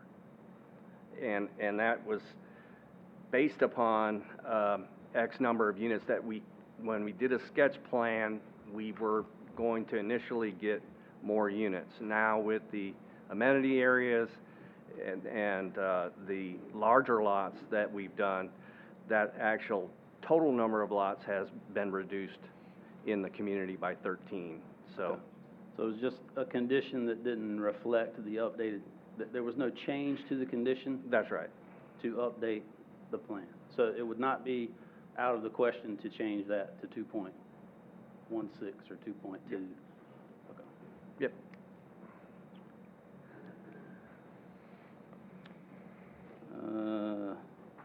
that is all that I have, Madam Mayor. Okay. Anyone else? Any questions right now? Okay. All right. Thank you. Going to hear from any citizens that want to speak. Hey, wait a minute. I'm gonna have to give my speech. We're gonna go one at a time. You have 5 minutes. Stop talking when the light turns red. Don't make me call you down. No clapping, no outbursts, no side conversations, no all those things, okay? This is our business meeting, and we need to conduct ourselves professionally in here. So, all right, who wants to go first? One at a time. Give me your name and address. Good evening, Regina Harmon, 6616 Tails Branch Road. I actually wasn't going to speak tonight because we've got a bunch of wonderful people here that live in the area, and they've got plenty to say, but I heard something that Commissioner Ternasky said, and then got somewhat of an answer from Mr. Coates, and then I also heard Commissioner Eatman hit on it a little bit. I was actually at the planning board meeting last Monday night, and there was a development there that when the project was talked about at the end, I asked a simple question. I said, are we not taking out the unusable land in order to get the number of houses that we're allowed to put on this property? And I'm not talking about sidewalks, I'm not talking about a pool, I'm not talking about a tennis court. That's usable land. I'm talking about swampland, things like that. And Mr. Coates stated to me that's how we do it. I could be wrong in his exact answer, but then tonight that was kind of brought up again with a question, and the answer I heard, and I'm not sure if, because it's kind of hard to hear back there, but the answer I overheard him say when that exact same question was asked, we don't take out the sidewalks, we don't take out the pool, stuff like that, but it's the way all the other towns are doing it. That doesn't mean we have to. If there's swampland and it's not usable in a project or any type of project, that should be taken out. Yeah, sure, keep the land for the pool and the amenities and all that in your calculation, but if it is absolutely unusable land, it should not be part of your calculations to get to whatever. We were told when you put this Blueprint 2030 together that it was movable parts, that it was just a plan, that things could be adjusted, things could be tweaked, things could be done. This is the time to tweak that. You know, when it comes to projects coming up, if there is a lot of unusable land, again, I am not saying tennis courts, sidewalks, anything like that. Land that you cannot put anything on, that should be taken out of your calculations. Just because every other town does it, doesn't mean we need to. Thank you very much. Next.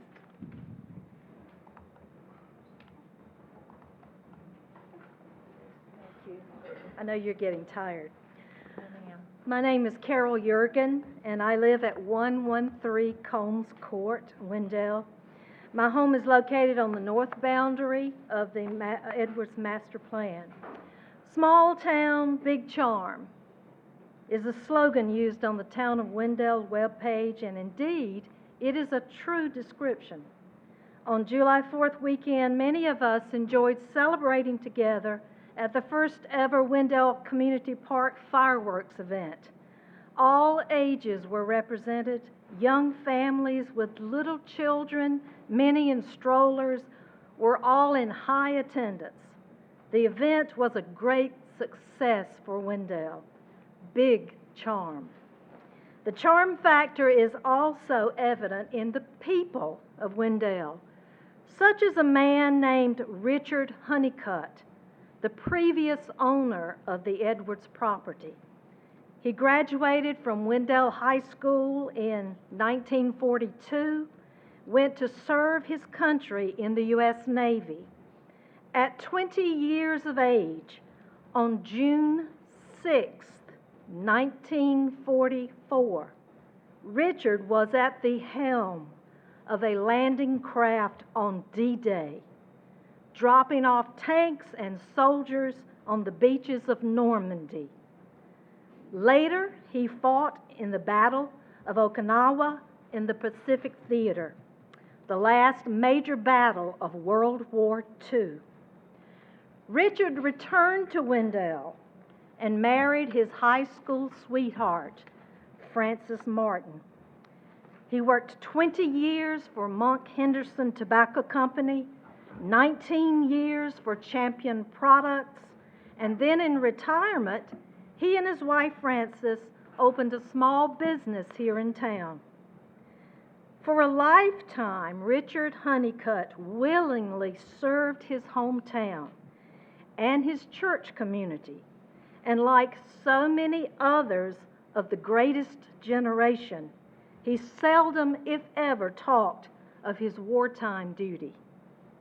I know and experienced his unfailing humor and his joyful spirit, as well as his devotion to his friends and his neighbors. At the passing of Frances and Richard, their daughter, Gail Honeycutt Edwards, and her husband, Bill, inherited the property. This lovely parcel of rural land with both open and wooded areas could lend itself well to a subdivision of private homes for those who are or will become community leaders in our schools, government, business, healthcare, technical and service industries, and of course, our religious communities. Many of us here in this room began our adulthood living in small apartments or townhouses, and life was good. But if we were fortunate, there came a time when we wished for more privacy and a space we could call our own.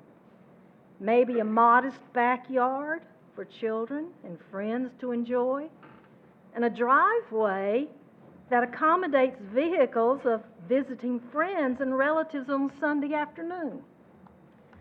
I greatly appreciate the revisions made to the Edwards property by True Homes in regards to the larger half-acre lots and the 40-foot buffer along the Combs Court property line. However, this plan still falls short of an acceptable plan, primarily due to the nearly 200 remaining lots, each measuring less than 0.2 acres. Eastern Wake County has been swept up in this explosion of subdivision development, where a simple one-stop shopping experience is enticing home buyers who are eager for a shiny new home and willing to reward developers with maximum profit margins.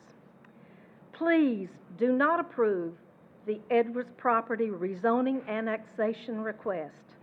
Let's not lose sight of small town, big charm. Thank you. Next.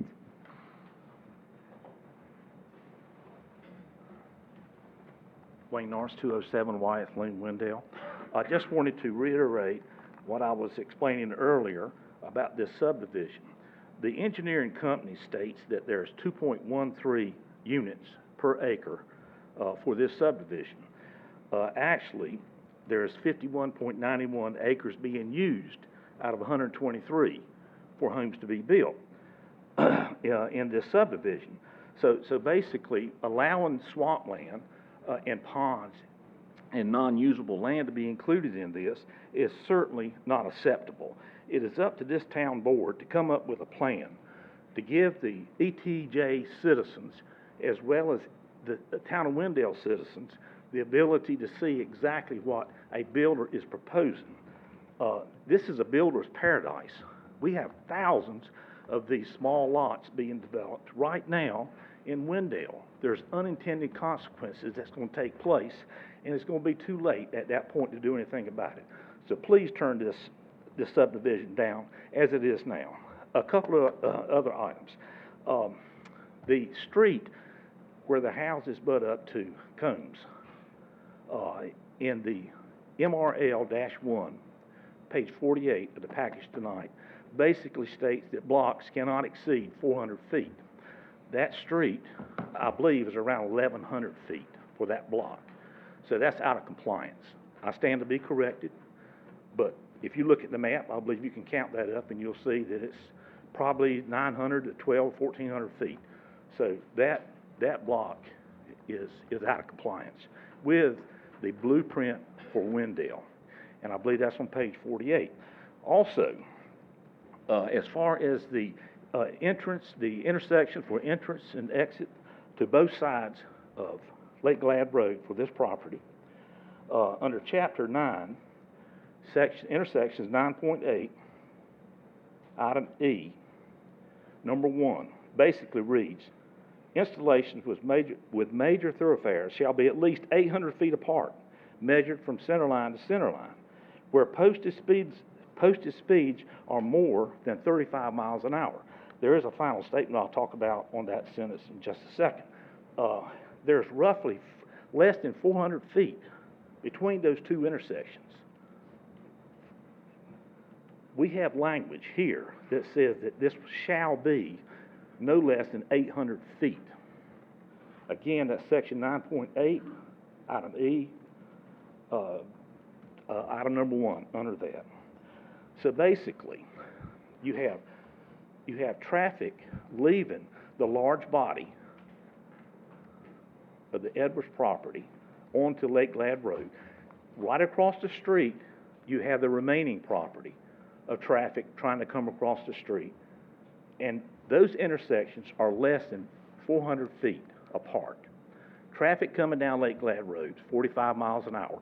We've had several people to indicate that they don't drive 45 miles an hour on that road. So density is the issue. With that much traffic being thrown and that small area trying to get out is ridiculous. This is something that should have been talked about a long time ago. So I would say that the density is the key to this thing.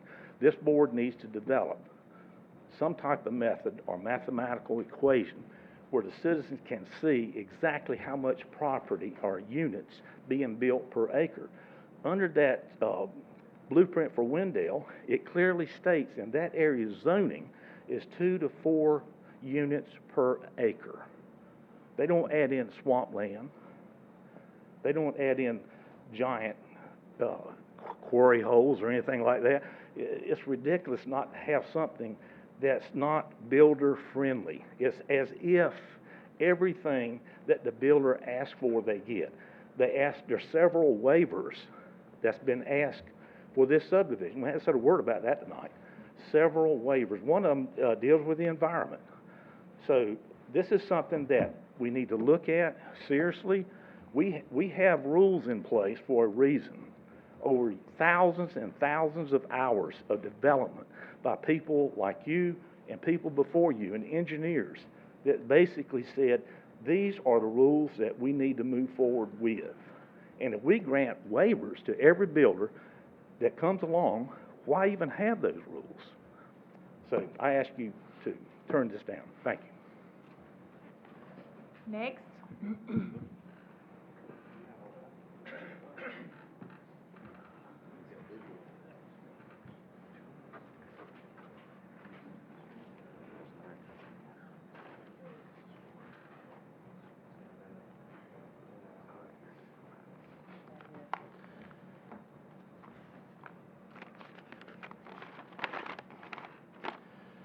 Hello, Madam Mayor and distinguished town commissioners. My name is Ralph White. I'm speaking for myself, my wife, Beth White, and our son, Bo White, is also in the audience.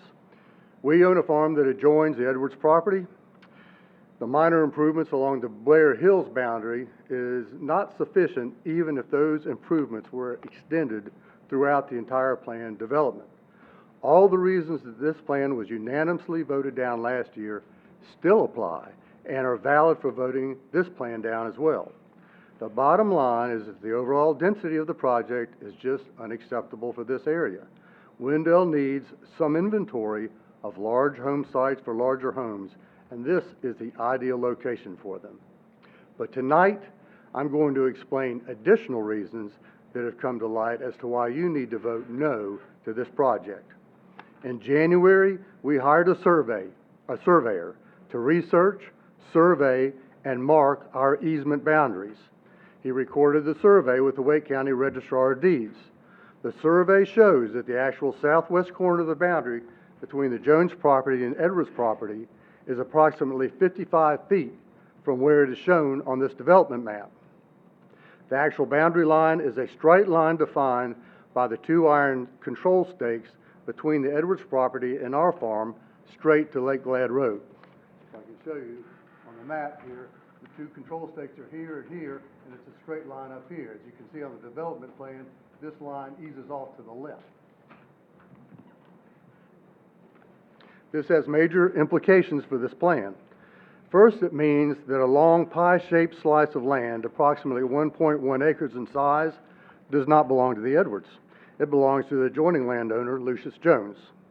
According to North Carolina General Statute 160A-58, the annexation petition must be submitted and signed by all the owners of all the real property located within the requested annexation area. Therefore, approval of this application for annexation would be in violation of state legal requirements because all landowners are not party to this application. Also, it means that all of the lots shown on the development plan as adjoining our easement are actually encroaching our easement. Here we are again, the same thing from last year. Since the northern boundary of our easement is also approximately 55 feet closer to Wendell than what is shown on this development plan. Since the plan cannot be built as shown on the development plan, again, a no vote is called for. In early June, the day after the virtual meeting with the neighbors, we emailed the developer notifying them of this recorded survey that shows the correct boundary of the easement and the contact information of our surveyor. This email and all questions from the meeting were included in the minutes which we received from the Wendell Planning Board. As of last week, our surveyor indicated that no one had contacted him regarding the survey. Another item of concern that we discussed with the developer in those emails is that there should not be any curb and guttering along Lake Glad Road that impedes our access to our existing easement and our existing agricultural path on that easement. We provided a drawing for a requested curb cut, but don't see it on this plan. This issue also needs to be addressed. Thank you for your time and attention to these very important new facts regarding this development. We have copies of the recorded survey here for the town commissioners. It shows You can give them to the town clerk. Okay.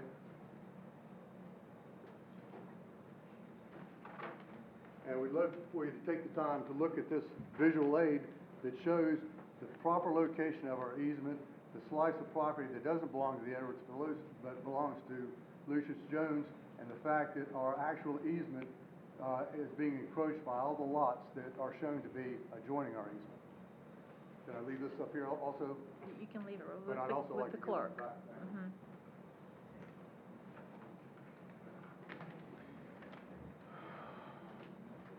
Okay.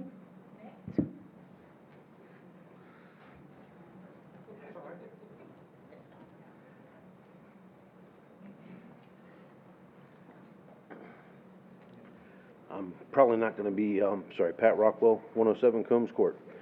I'm not going to be as elegant as these folks have been. We spent a lot of time here last November, I think it was, talking with you all about a lot of things concerning this property. I think the largest thing was that it needed to be harmonious.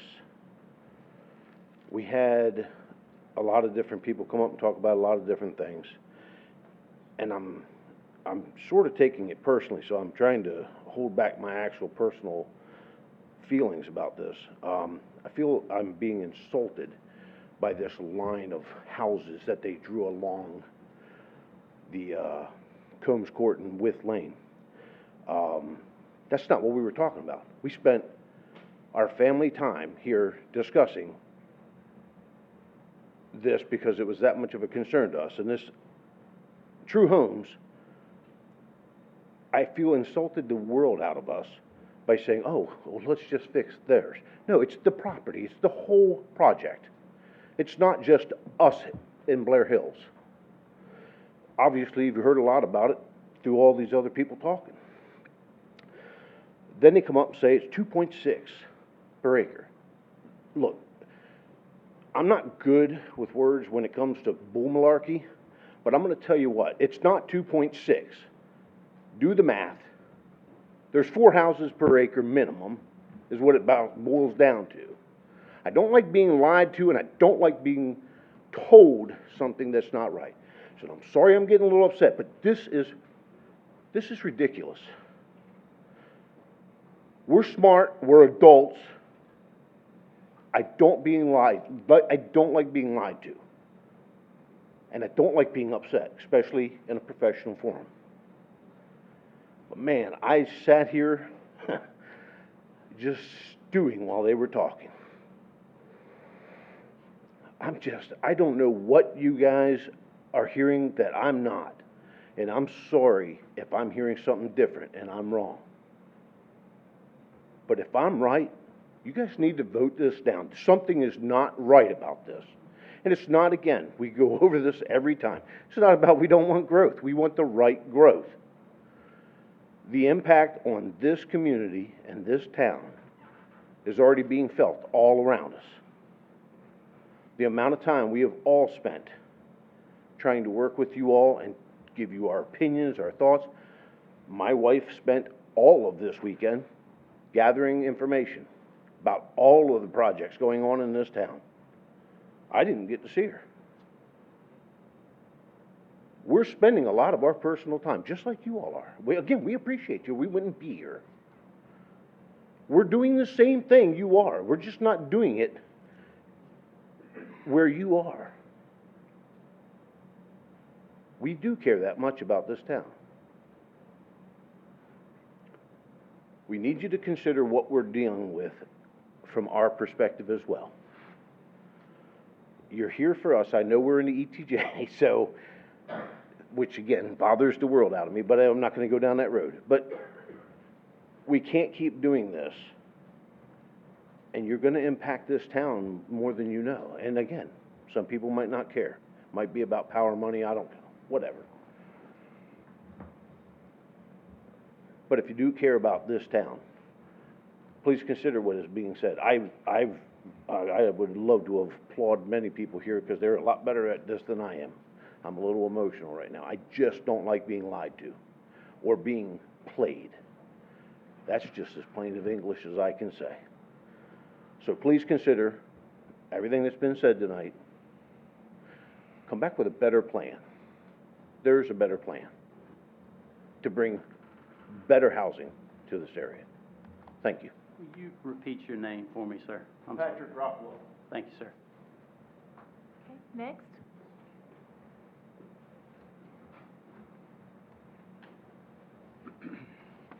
I'm Dave Wilder. I live at 212 Wythe Lane or Wythe Lane, depending on how it's supposed to be pronounced. This project, the Edwards project, could be along the lines of what the woods at Blair Hills is, and nobody would complain. That would be fantastic. We're not against growth, but a 6,000 square foot lot, it takes 7.26, I did the math a few minutes ago, it takes 7.26 lots to equal 1 acre, okay? Years ago, I was a real estate broker for a while, found out that wasn't really for me, you know, after a few years of it, moved on to other things. But we always talk about the lot size. And I think that's what would solve a whole lot of things here if we talked about minimum lot size and we speak about that in fractions of an acre. If we were talking about a minimum lot size, the whole neighborhood being a half acre minimum lot size, we'd solve a whole lot of problems right here and a whole lot of hard feelings. So it could be like the woods at Blair Hills. There's tons of reasons to push for such a development in this area. Because you know what we have plenty of, and more being built all over everywhere, is developments with little tiny lots and houses crunched right up against each other, and no yard to speak of for the kids to play in. And it's not a place that I would want to live at this stage in life, I guarantee you. Even as a young person starting out, I don't think I would want that. This project and the recently approved project right down the road towards the end of Lake Glad Road are in no way harmonious with the surrounding communities, not even close. You know, this is just, it's a slap in the face to claim that it's harmonious. It's not. And that's something that's required for you folks to determine. The residents all over town have a right to continue to enjoy our current level of health, safety, and tranquility, and that's going down the tubes. The excessive traffic that these developments will bring to Lake Glad Road is reason enough to disapprove it.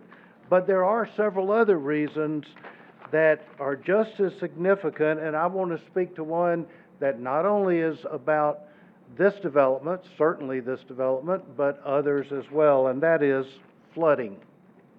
The only watershed for Wendell is Buffalo Creek, okay? Buffalo Creek goes through my backyard.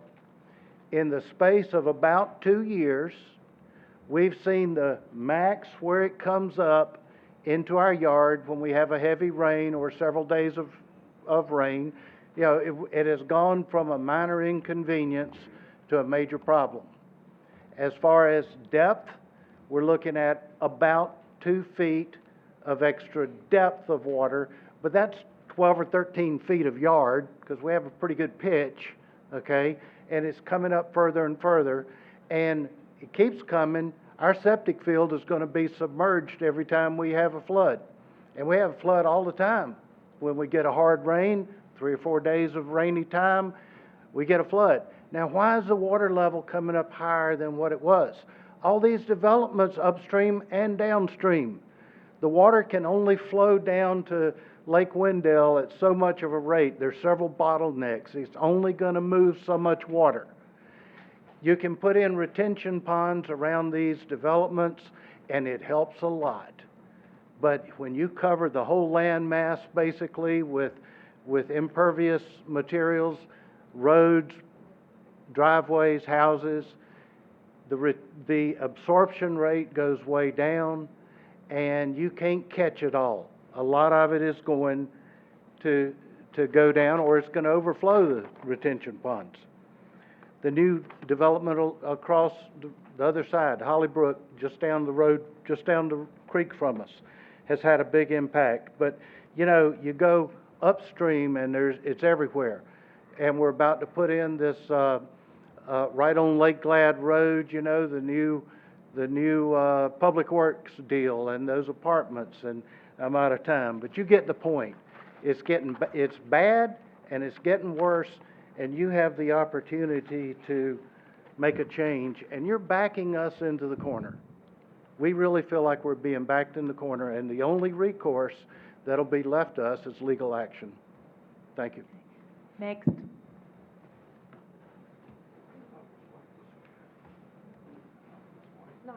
Kimberly Boylston, 102 Combs Court. Not on a personal note this time, but on a note about real estate in the market. It's a seller's market. There's not enough inventory. There's people moving here all the time. Taxes are high up north, it's too hot in Florida. They're coming. They're coming in the droves. You can put much larger homes on that piece of property at a higher cost. We can't hear you if you're not aimed at the microphone. He could put larger homes on larger lots, and he can sell them. This is a seller's market. There's not enough inventory. I hear it all the time. Still have a lot of realtor friends I stay in touch with. So I feel like that this could be looked at in another light by the developer, increasing his lot size, increasing the size of the homes. The renderings that True Homes had up here on his proposed plan, I may be wrong, but I think those were probably just for the street along Combs Court. The two front loading garages, those are the other lots as well? Okay. But my point being, seller's market, low inventory, buyers are coming in the droves, we can't sell them fast enough, especially new homes. I work in the Apex area. Oh my goodness. You know, to drive out there and look, it's packed in. They get a lot of rain over there. The flooding is getting worse. Mr. Wilder is correct. So take in consideration not just the family aspect of the community and the continuity of our community, but like I said, diversifying what's on the ground, and the fact that True Homes can sell a larger home on a larger lot with no problems and still make a good profit. Thank you for your time. Thank you. Next.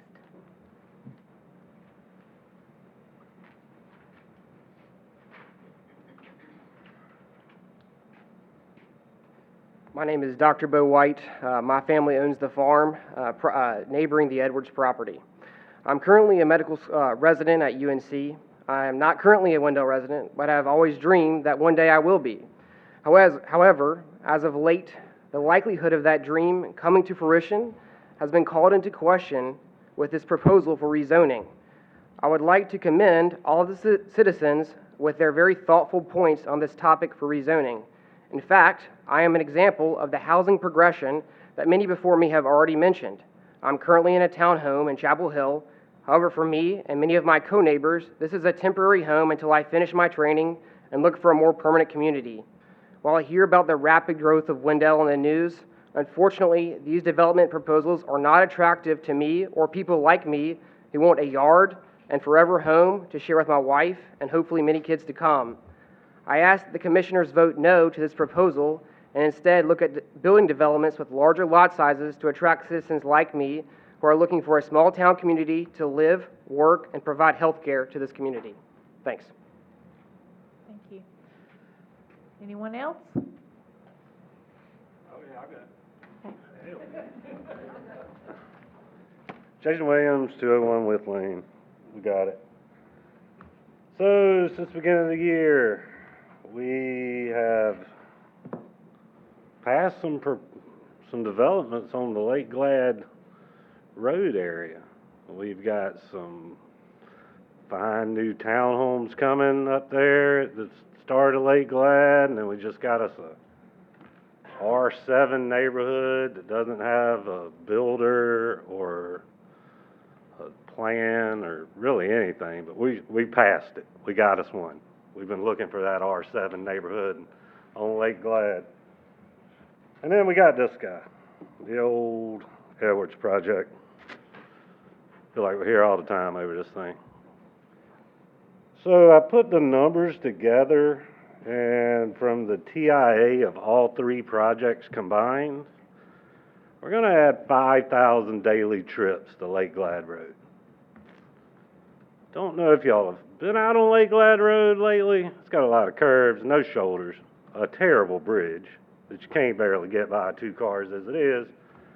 But we're going to put 5,000 daily trips out there, because that seems like a good idea and fun for all. Just a few things from the developer's presentation, sales pitch, whatever you want to call it. He took 235 With Lane and showed us how far it was. It's a football field to the next house. That man's house sits up at the road. He's got like a 3-acre lot. You used all his lot to show us how far it is. That's just plain crooked. Like, you should be ashamed of yourself for doing that. And I appreciate you sparing us those extra 13 units. That's really making a difference for us. The visual buffer, I think it's nice and I appreciate you doing it, but if you built a better product, you wouldn't need a big visual buffer. The product, this plan is warm garbage. That's what it is. And all we get is the same thing every time. And it's all for one reason. We know what it is. The reason we're here is greed from developers. That's why we're here. If you told me they were going to build half-acre lots on this place right here, I'd be out at the baseball field right now. We had tryouts for 7- and 8-year-olds tonight. Got 5 teams. Pretty good for the town of Wendell. But no, here I am dealing with this nonsense. And I'm like the other fella. It kind of pisses me off every time we have to come up here. Phase 4 is an environmental nightmare. Phase 4 of this project, environmental nightmare. Commissioner Eatman, you're talking about your right-of-way across possibly Buffalo Creek. I think it'd be a fine idea at some point, but it's not going to happen unless you do it out of steel. Because it's going to be downstream every hurricane we have. Everything. Buffalo Creek gets huge right through there. And that water is moving. Anything else? I think that's it. I still got a minute and a half. But I appreciate your time. I do want you to think about, hey, let's find a new project for this piece of land that fits everybody in the town of Wendell and come back with something else. I mean, we don't have our heads in the sand. We know it's going to be developed. Hell, I want it to be developed. But not like this. I don't need little tiny houses over there. I appreciate it, guys. And Madam Mayor. Thank you. Anyone else?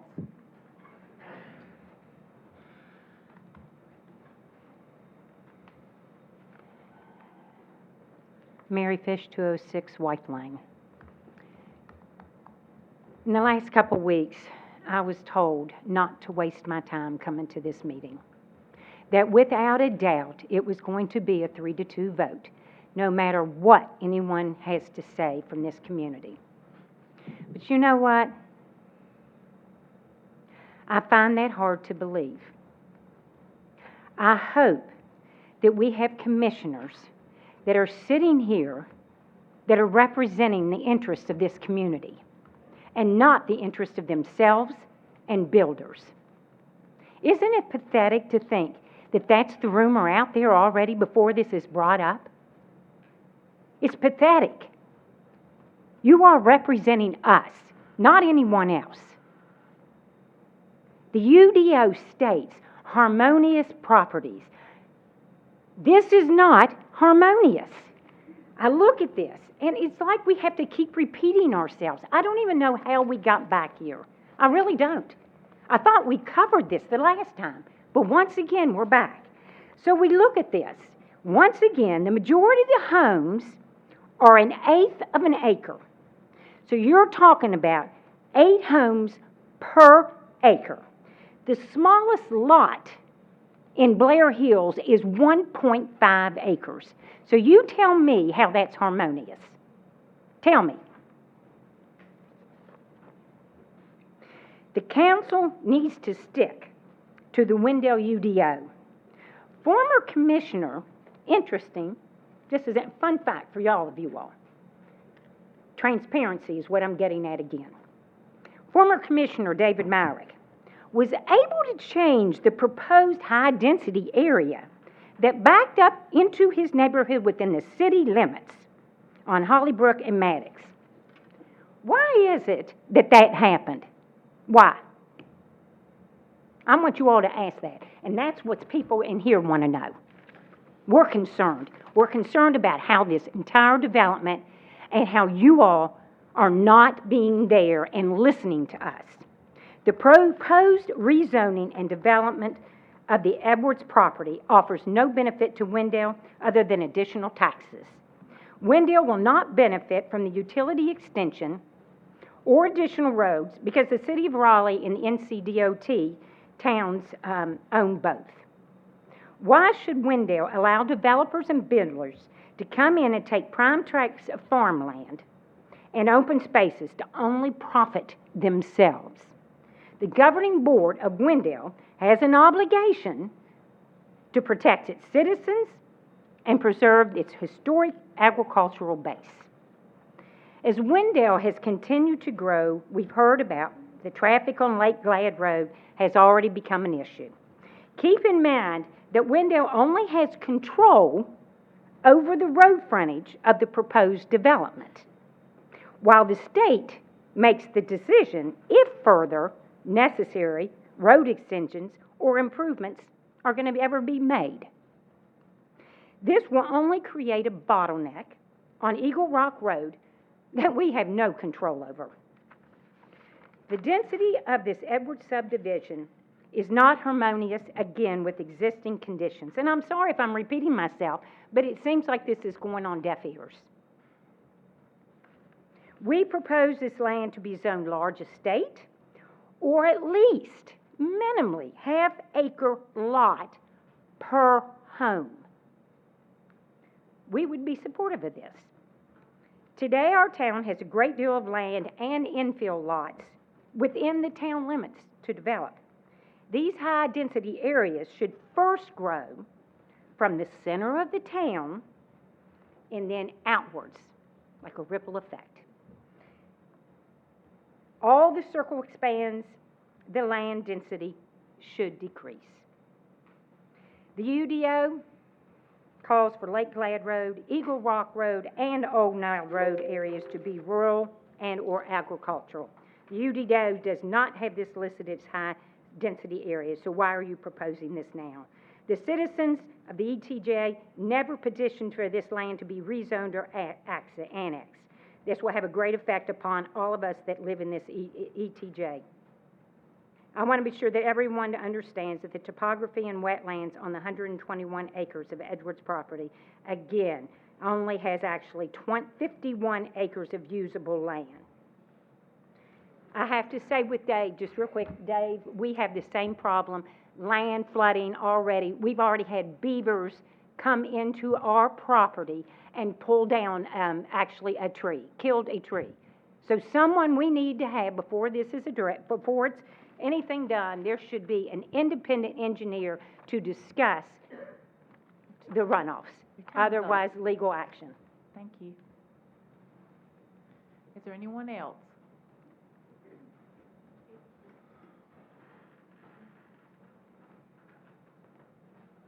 Mayor and Commissioners, my name is Robbie Bell. I'm with Bass, Nixon and Kennedy, 6310 Chapel Hill Road. Concerning the boundary, I'm not a surveyor. I'm a registered engineer, but not a surveyor. But our survey department did go out there and they ran a boundary. And before they ran the boundary, they pulled all the deeds, all the maps, and everything they had to go out. And then they located all the irons. If you look at your existing conditions map that's in our plans, it shows an axle, an old axle on the property line, and an iron pin. That Mr. Jones's northern property line, or our southern property line, also follows that little stream down there where that state riparian buffer is, and a lot of property lines followed those streams. Now, both of these are old farms, and as we know, I grew up on a farm down in Farmville. All the maps are all over the place sometimes, but we found enough irons along there, based on all the deeds and maps, that this is the boundary that we came up with. So, again, I'm not a surveyor, but we did run a boundary around that property and we checked it, so. Thank you. Anyone else?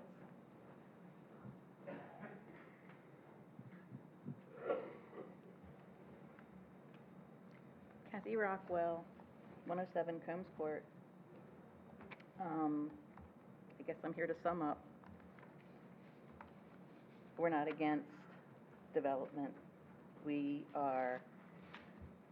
live on the stretch of land that there was going to be 7 houses, I think, last plan, and now there's going to be 5 or 4.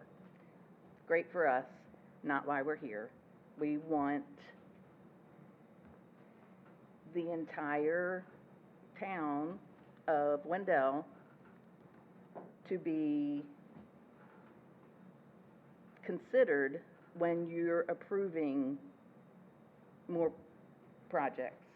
I have the lists of the proposed projects. There are 5,341 units, townhouses, single-family homes, and apartments for 1,308 acres. Already under construction, there are 3,231 units for 872 acres. Being generous and including all of the land, not pulling out any unusable land. That's how I came up with each of these is at about a quarter acre average. I think Regina and several other people have brought up a great point about pulling out unusable land that cannot be built on when you're calculating how many houses can be per acre for a project.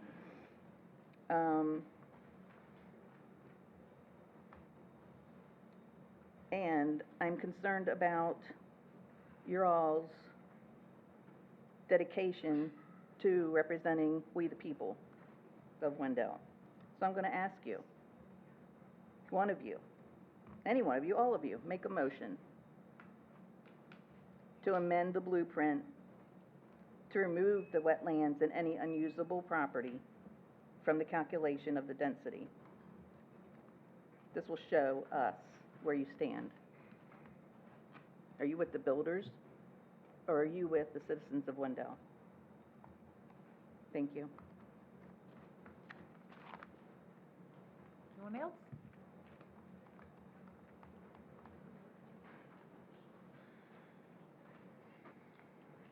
Yes, this is Ralph White. I'd like to respond to the comment by Robbie Bell about the survey. Okay, because you've already had a turn. I have. Okay. I have. We have a recorded survey, and there are no stakes on that south west boundary. There's no stakes there, except for the stakes that our surveyor put in. So you know, we've got a recorded survey. If they've got a survey that shows something different, show it. Yeah. Anyone else? Bert Wiggins, 200 White Lane. A little while ago, True Home was showing a diagram of a house on Combs Court being 13 feet higher than the house on the Edwards property. Why is that important? I don't understand. If they could answer that.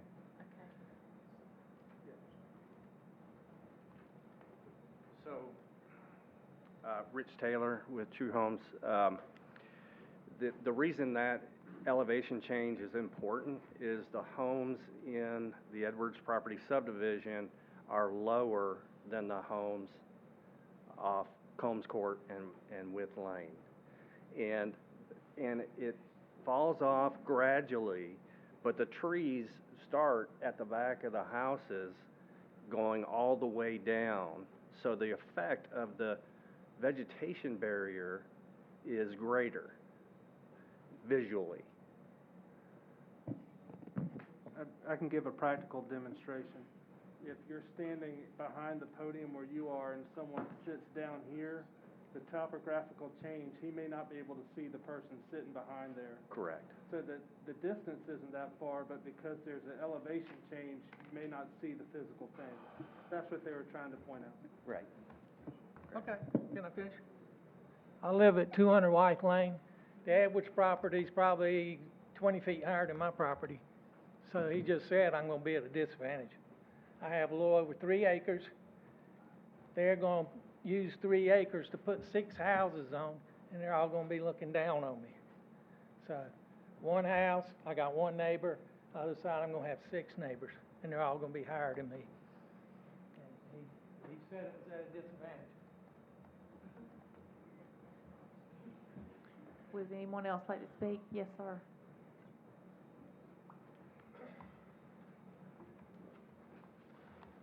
My name is Frank Braswell. I live at 4116 Roseville Road. I think we all in this room would agree that our personal reputations are important.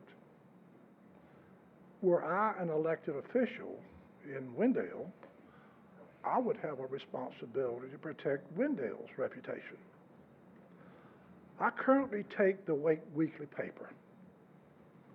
I kind of go to Wake Forest at Harris Teeter because I like to select the steaks I buy, you know, they're already wrapped. And I know how Roseville's growing and Wendell's growing. And from what I can read, Wake Forest has already got 45,000 people, I understand. But probably Roseville and Wendell are the two growingest communities. I don't know if there's a Wake Weekly reporter in here or not, but they do attend some of the town meetings.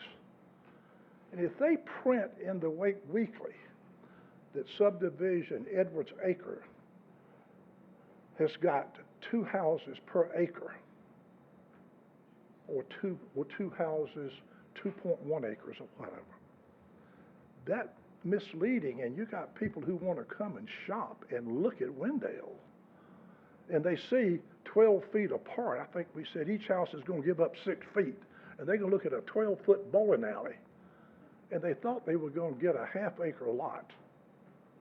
That is super misleading, and I would not want to be responsible that I told the Wake Weekly that story. Thank you. Anyone else?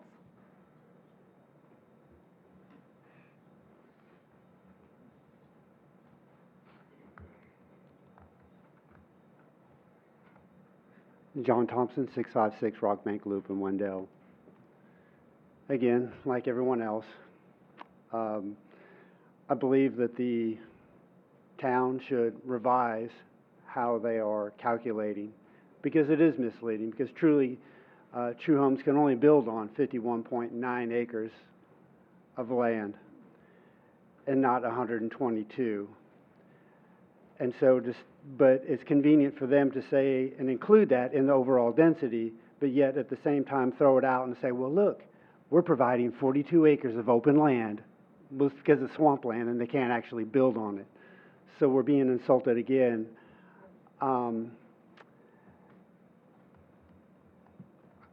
Like so many other residents, I feel like we have to keep saying it over and over and over and over again. But honestly, I feel like it boils down to that 10 people are going to benefit at the expense of probably 300 or more residents that live in these communities and the greater area of Wendell. Thank you. Anyone else?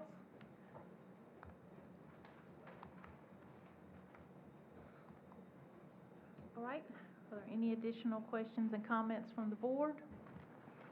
Yeah, I do have a couple.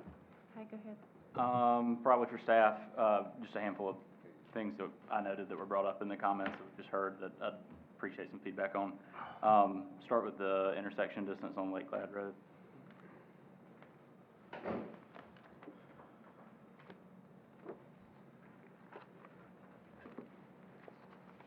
So the key note on that is, I believe in that section, give me 1 second. Sure. Brought that.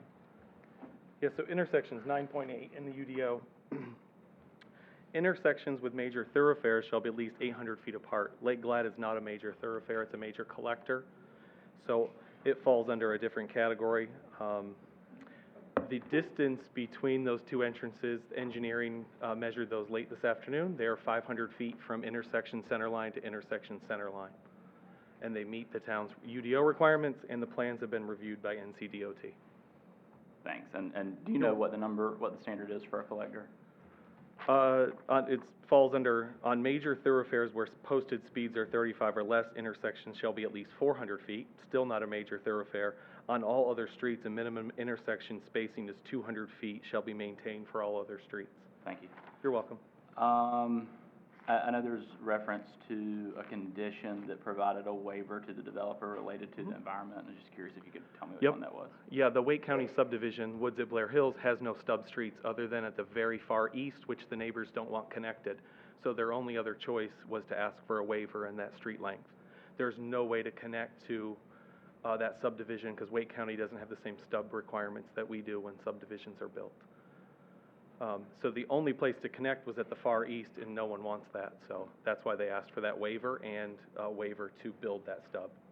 Okay. And that's the reason for the long span of streets? Mhm. 'Cause I had- Yeah, all the homes on Wythe and Combe Court have no stubs going to this property other than on the far east. And a quick clarification on that, MRL one, it shows max block length of 400 feet or 800 feet with mid-block pedestrian connections. Just explain that real quick. Yep, so the comprehensive plan is the land use plan. UDO implements that. As we amend the UDO and update the UDO, we may look at different requirements to help get closer to 400-foot block length. And then the exception to, they asked for another waiver for an environmental reason, was that we want the local streets to be 200 feet apart. And to get that 200 feet, they'd have to disturb wetlands to do that. And so that's why they asked for that zoning condition, is not to disturb those sensitive areas. And it's just under 200 feet. Sorry, sir. Go ahead. Thank you. It was mentioned that a majority of the acres in the proposed development are 1/8 of an acre. My math says that's 5,400, a little more than 5,400 square feet. How many lots in this neighborhood are 5,400 square feet? None. They're all over 6,000. Thank you.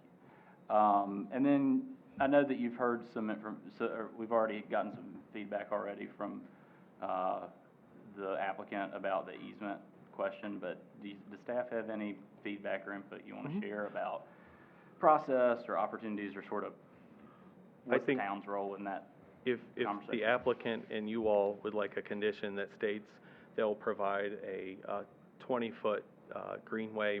I'm sorry, easement. I'm actually talking about the White family's easement right now. Oh, I'll let the applicant, because I'll let them answer. And the if question. staff doesn't have, I feel like we've heard from the applicant, if you have something else to add, you're welcome to, but I just was curious if there was any sort of additional staff comment. It sounds like it's more of a private matter between the two, but I'm just curious if you had feedback. All right, that's all. I'm very concerned about the survey accuracy.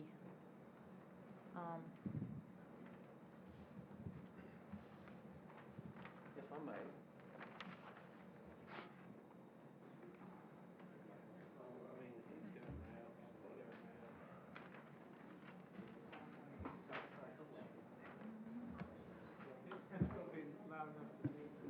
I'm sorry, I can't hear y'all. You need to speak at a microphone so that the public. All right, what I have here is our existing conditions map. It is a actual field topo and actual boundary survey.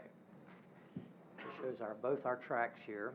It shows Mr. Jones's property here. It shows Mr. and Mrs. White's property here.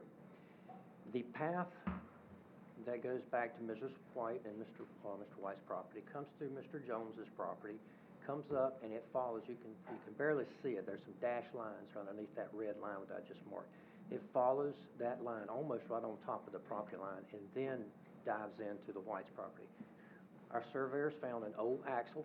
I guarantee you that's something that's used on old surveyors. There's an axle there, and there's an iron pin, an old 8-inch iron pin right there.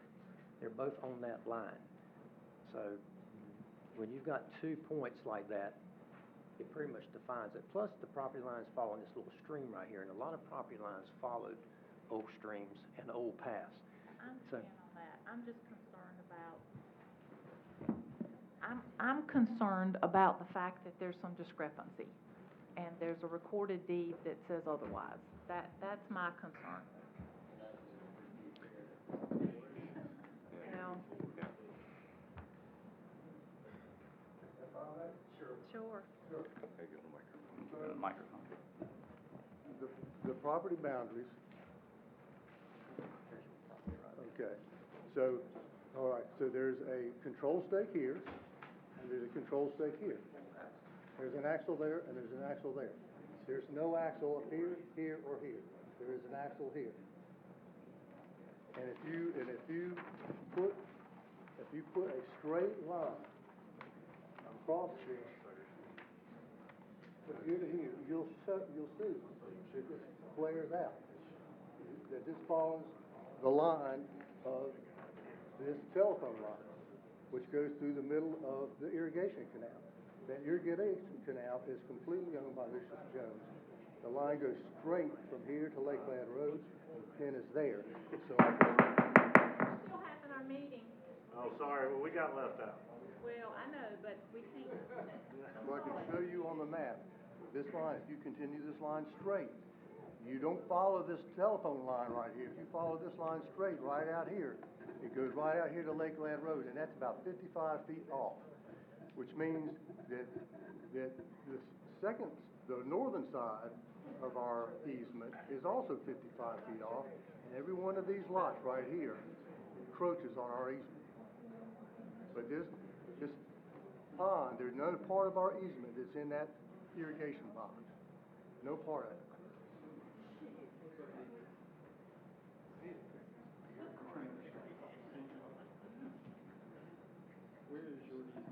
Okay, our easement. Okay, so here's the ditch. You can see the ditch right here. You can see this irrigation pond right here. Okay? There's a row of telephone poles that go from back here and goes right along this line where you're showing as boundary. But that telephone pole, I thought that was the boundary. No other people thought that was the boundary. But when we had it surveyed, that's not the boundary. Lucius owns all of that irrigation pond, and our easement goes to the right side of that irrigation pond going out to Lake Glad Road. Why would anybody have bought or sold an easement that's half of it's an irrigation pond? It wouldn't have happened.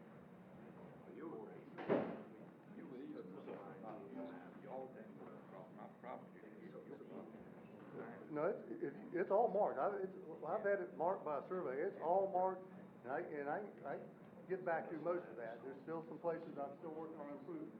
You get off of Lake Glad Road, you got to go across that. But my property can just down have to get to you. That really doesn't matter. This is a easement we own, and it's an existing easement. Pathways on it. You can, yes, all these lots, because they don't have my easement in there correctly. So all these lots right here encroach on our easement. Because they didn't draw the boundary right from here to here. That's your survey. Show us the recorded survey. Show us the recorded survey. Because Who surveyed? Gil Clark.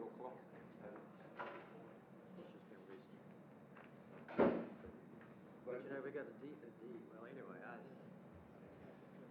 two axles, 10 pins down here and an axle. But all these pins are here, because all on the survey. Now, all this has been surveyed. There's a pin there, but there's no pin surveyors said there's no pin there, or there. There's a pin right here, just down here where you were talking about deviating. Pin, metal pin. That puts the line back where it is.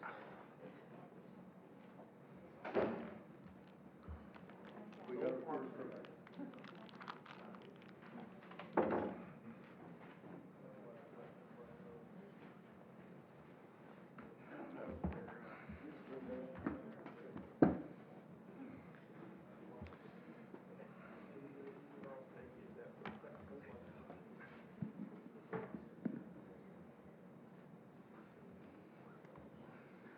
I have a question for Brian. Is he in here still? So the blueprint Wendell, one of the citizens said tonight, says 2 to 4 units per acre in this area. And that is with using the entire parcel of land, the Correct. 100 and however many acres it is for that density calculation that we've all Correct. been talking about tonight. Okay? And, let's see, survey accuracy.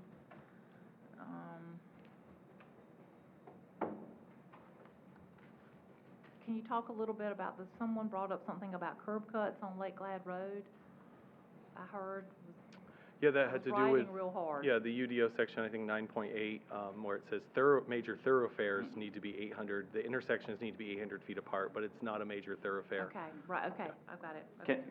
Can I elaborate on that? I think the question that was actually asked was by Mr. White about a curb cut for access to this easement that we also don't seem to, I'm not to revisit what we're just at, but I think that's what that was Some about. discrepancy between the two parties about that, and that's where that would come in, okay. We wouldn't require a curb cut in a location on a final construction plat if there's an established driveway easement. Could you say that into the microphone? I just didn't hear it. One of you, I don't care. I'll let- You don't have a final construction plat that would show the final easement location and where the curb and gutter, that'd be on the final construction plat. So if there's some minor adjustment that needs to happen for that location to address what the citizen raised, the town wouldn't require a curb and gutter section that the driveway cut, there'd be a driveway cut. The neighborhood notes reflected, the response was that they would accommodate that, so you're Correct. saying that that will be accommodated. Okay. That's what they said in the neighborhood meeting, yes.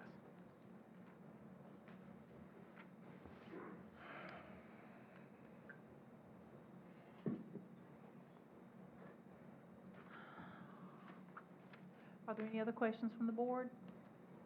Any other comments from the board? I have some comments. Yeah, go ahead. Madam Mayor. I agree with a lot of the citizens. I mean, when I first joined the board and the acres, lots per acre, it was a confusing term for me too. I remember trying to do the math in my head and just not getting the right answer, and then realizing kind of how it's calculated a little bit differently. So, and while many of you felt that's maybe a disingenuous way of doing things, I just took it at that time as young and naive and just kind of said, well, I'll adjust my thinking to kind of how everything's done. From the same way, the open space to me was always a similar standpoint. You know, we'll give you 40 acres of open space when 30 of it's marsh or down a big hill or something like that where it's not really effective. So I can appreciate kind of where some of you are coming from, to my standpoint with even despite the discrepancies on the surveys, I understand the developers try to make some changes to make it more palatable, but to me, I had concerns back last time we discussed this, and that's why I voted against it. Previously, I don't like the developments crossing a main road. I don't like having amenities on one side, amenities on the other side. I think it's a safety issue to me. I don't think it's harmonious with Woods of Blair Hills. I don't think it's harmonious with really much of anything around it at all either. And I do think that's something that's important to us. I don't ever fault a developer or anybody for coming in and laying out a plan. I mean, that's their job, that's their goal. And I don't ever fault them for that, but I do put that on our backs is looking at what they've laid out and seeing if it's good for the citizens. And that's where I always kind of have my heartburn with a lot of things that have been proposed lately. And you guys have heard me say it over and over again. I know it's I probably sound like a broken record at this point too. But with what's proposed, it still is not harmonious to me. I don't enjoy the back and forth across Lake Glad Road. I think one of the changes it made to make it more palatable were an effort. I think it just still fell short again. So from my standpoint, I'm still not in favor of this, like I wasn't last time. I'm still not today. And that's just where I will stand, and I'll allow my other commissioners to speak up. I have a quick comment I want to make about the density calculation, because I've said it before, and so I'm going to say it again, and I think it puts me in a position where I'm by myself a lot of times, but that's okay. I'm by myself a lot lately up here, but whether it's intentionally disingenuous or not, it comes across that way. And when you're considering whether or not something is harmonious with what's all around it, when you look at it one way, maybe it could be, but then the reality is that it is not. And it just bothers me. I don't know. I know everybody else does it that way, but that doesn't always make it right. That isn't how I was raised. And just because everybody does it doesn't mean you have to. And I just feel like, you know, there's a better way to do it. I know that the town requires open space. I think, you know, it kind of bothers me that what winds up being open space is the places that you can't build a house, you know, and I know that's what's gonna happen, but it just, something about it just doesn't sit right with me, and I don't like the density calculation. So I'm in agreement with all of y'all, and those are my feelings about what that leads to, you know, down the road. All right, anyone else have anything to add? Quickly, I'll just say that, we're talking about objective versus subjective, but when we're talking about if we have a formula, then it is measurable, but perhaps it doesn't pass the eyeball test. Sorry, Dr. Lutz, for the eyeball test part. I appreciate that very much. But, you know, for me, and Commissioner Eaton brings up a good point too, I think there's you know, the objective versus the subjective, then usable space versus buildable space. Just because we can't build a house on that space, it doesn't mean that we can't utilize that space. And I think that the Greenway request, I think it points that out. There is, you know, it doesn't have to be buildable to be usable. So it's just something I want to point out. I hear it, you know, it's clear on the neighborhood meeting notes that, you know, how we calculate this it's a big thing. But I also hear that everybody else does it. Why do we have to do what everybody else does? It's a real conversation. It's not something that we ignore. We acknowledge your concern and care and discussion. And I can certainly say that it's something that we'll continue to talk about. But it has to be measurable. So if you change the number and it's 2 to 4 homes now, if you change the calculation and you move the number to 4 to 8, I mean, what have you really done? You haven't. You're still far apart on the objective, subjective piece. So anyway, I just want to point out the, you know, usable, buildable, objective, and subjective. So. Anyone else? And I think, and Joe, just to kind of go off what you're saying, I think it's, I always kind of use a standard for everything, and I think if we were planners and developers talking, I think, you know, one language is good. I think if I'm a citizen, a different language may sound different to me, and I think that's, well, whether, you know, to me, it's always useful to look at both, I mean, I guess, in a standpoint, and if you see that a large deviation between the two, I guess that speaks to maybe more of, you know, the red flag of what's going on here. If, you know, if it's 2 homes an acre in one formula and 2 homes an acre in the other formula, then I think it all just gives you information, and so, yeah. One last thing. Yeah. Might as well say, I'm still against it as usual, because of the density and it doesn't match. I would gladly give up any open space for half-acre lots and more parking. And in 3 years, I haven't seen how we can change anything. I haven't got anything, feedback from anyone saying, Phil, this is how we change the rules. They just say, oh, this is the rules. I'm like, why are they the rules? So I still don't like it. Thank you. I'm just bothered that there's more of this parcel that's not being built on than is. That just sits badly with me. So. I have a few comments too. Huh? I have a few comments too. Go ahead. That's okay. I want to start by just saying that, you know, what we're dealing with tonight, I did write these down, so I apologize, I'm not looking at y'all, but I've been thinking about this one for a while. What we're dealing with tonight is a difference of opinion. We're not choosing between right and wrong. We're not choosing between good and evil. We're not choosing between love for community and personal greed. We are really dealing with competing views about how development should take place in Wendell. I understand the emotion and the frustration that comes with disagreement. I also respect every one of you and believe that your views are based on what you believe is best for our community. I hope you'll consider taking a similar view of those who you disagree with today and on any other issue in your life.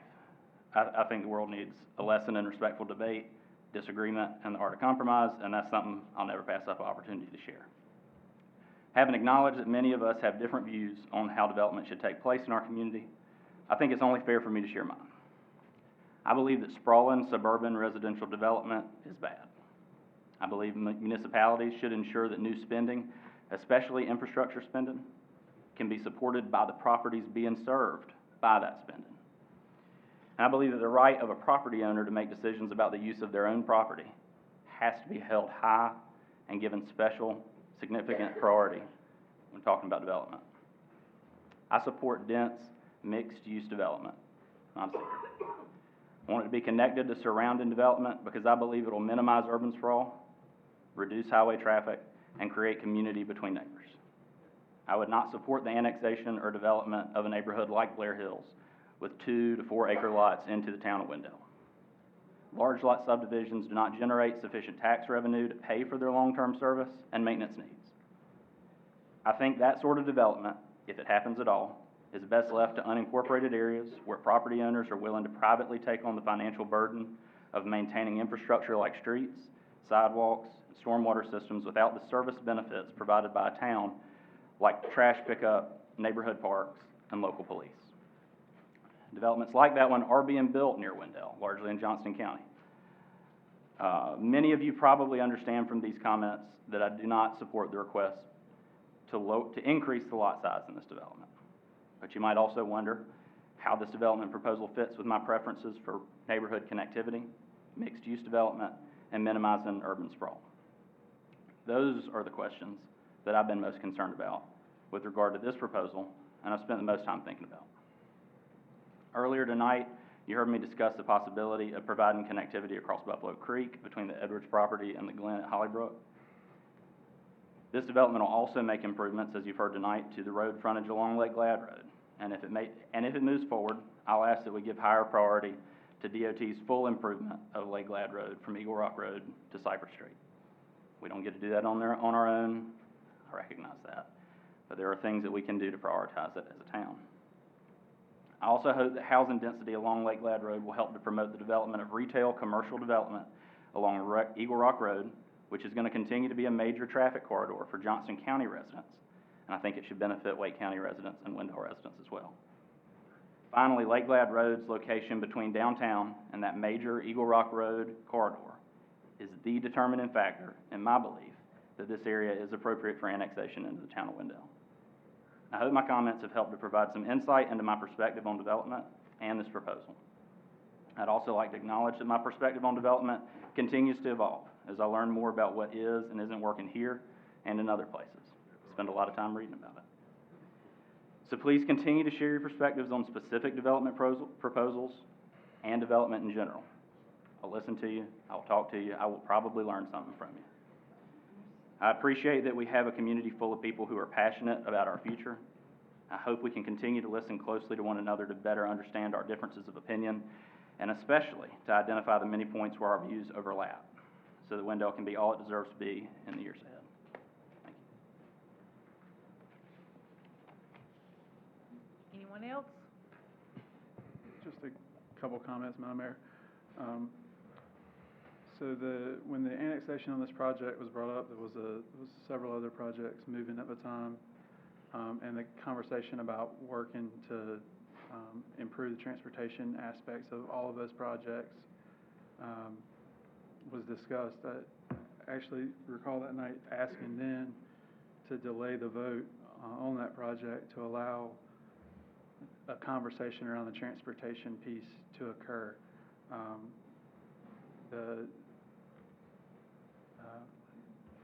What came back with less units, I'm appreciative of the transportation impacts. I'm also appreciative of the transportation solutions that both this board, through the budget, as well as this project through what's required of them and what's been included in the project, seek to address.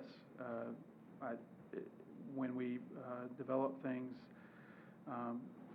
our coordinating all of those things to come together at one time is a lot more difficult than it appears because of the number of ways and, different groups, that are involved.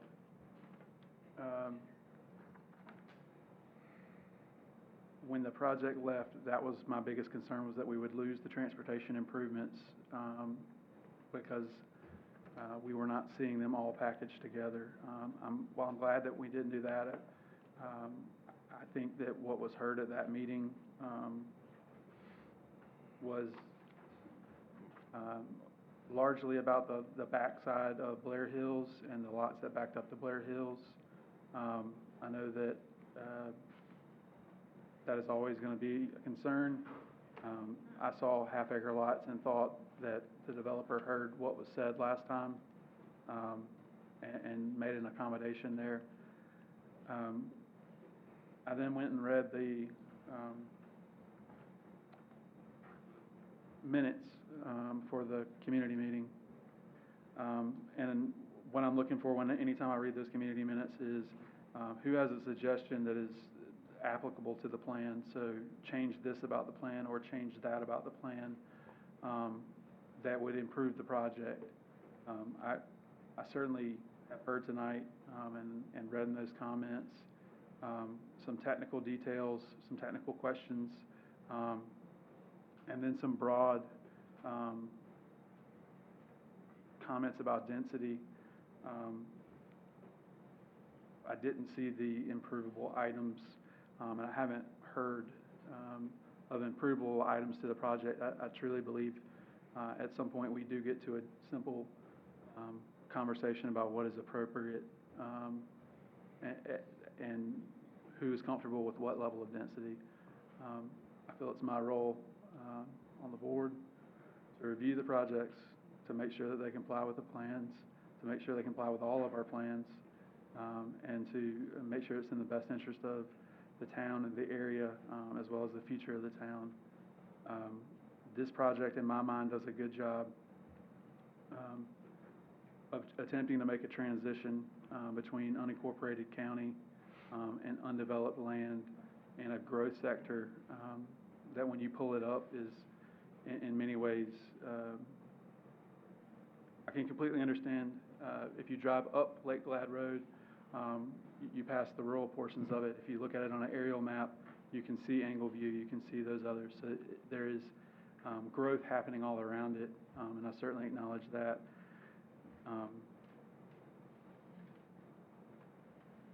This is an area that is going to grow. The actionable items that I'm aware of that can be changed have been changed. A density conversation is something that we have had and will continue to have. And to Dr. Lutz's point,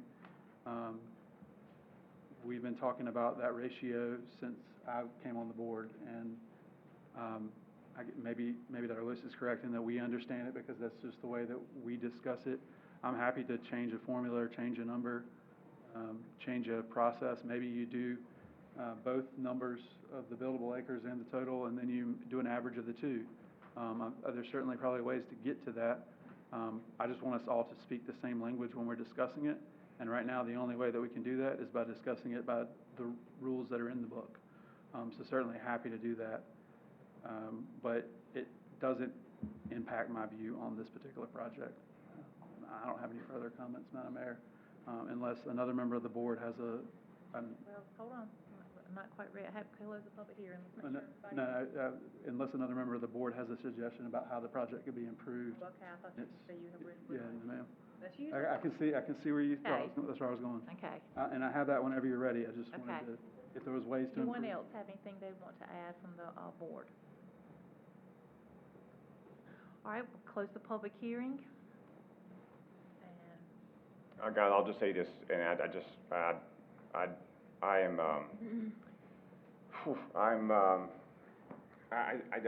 appreciate all the work that's been done here, but hearing a room full of citizens talk to us and have an opinion on something, and for this plan not to have something that really benefits the other 11,000 people in this town, it's hard for me to sit here and be excited about this and vote for this.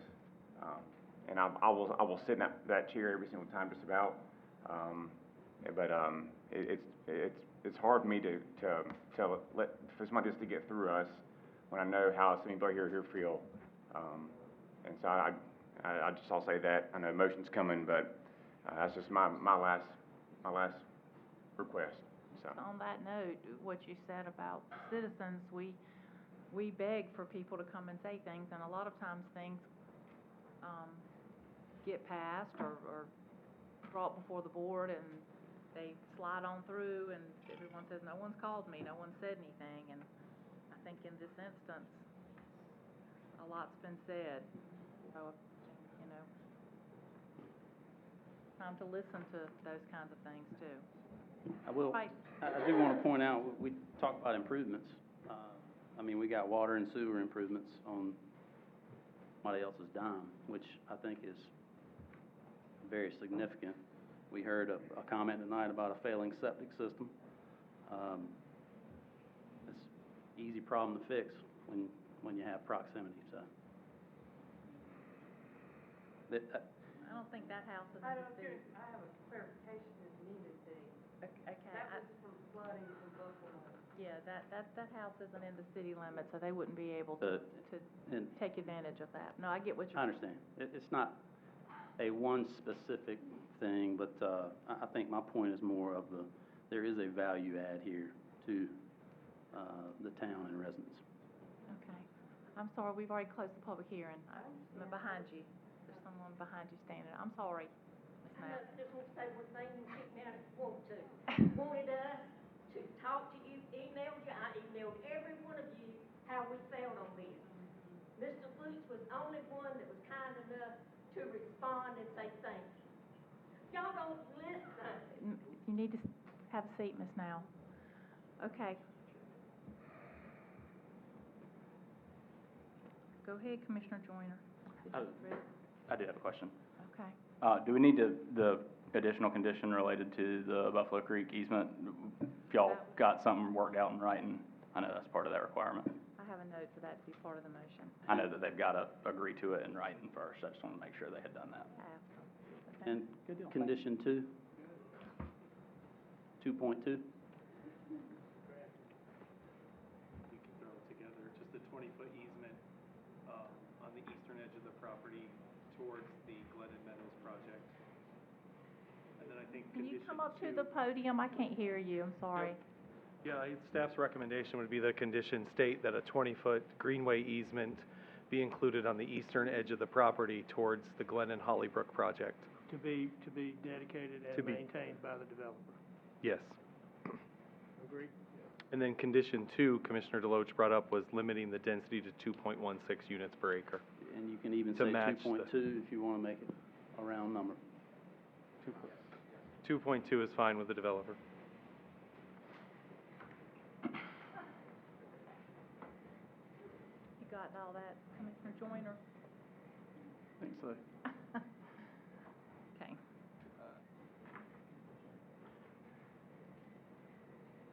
Madam Mayor, I move we approve the request to annex and rezone approximately 121.33 acres located at 1000 Lake Glad Road from Wake County Residential to Town of Wendell Residential R4 Conditional District, the Edwards Property Subdivision, with the addition of the two conditions previously mentioned.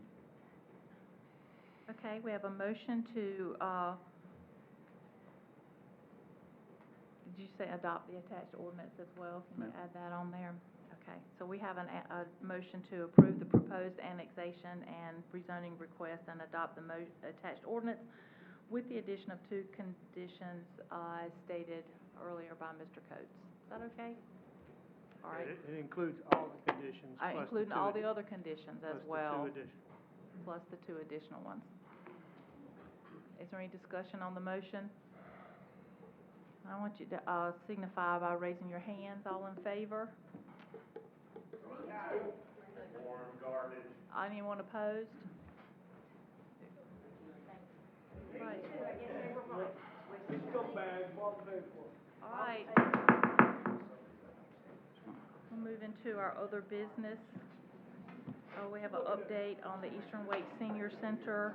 Commissioner Deloach.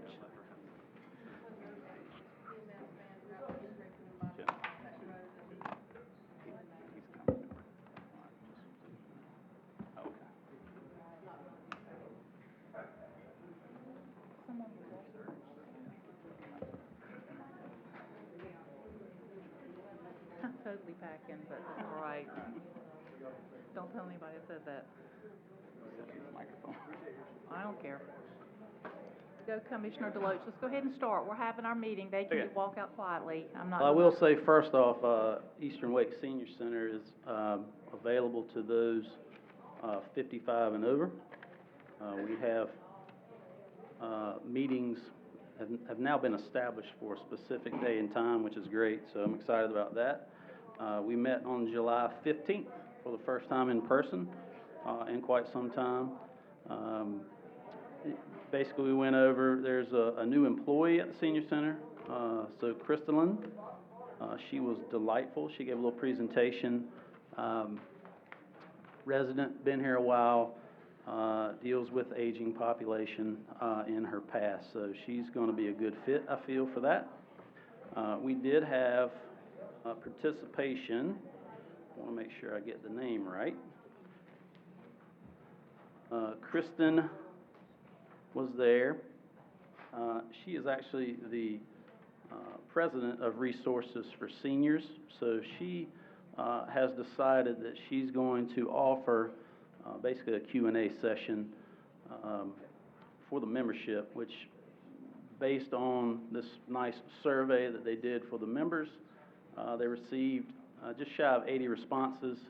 That was one of the things that the membership requested, was just a little more interaction from the supervisors. So that will take place as well. They did go through a fundraiser, which I will say now is August 11th, which is a Thursday. That will be a noon to 2 p.m. drive-through pickup barbecue plate fundraiser. So only 200 are available, and you'll hear in my next commissioner comments there are additional fundraiser opportunities as well. So we are going to meet on the second Thursday of the month moving forward. 2:30 p.m. will be our meetings. We had a pretty open conversation about the survey, the information provided.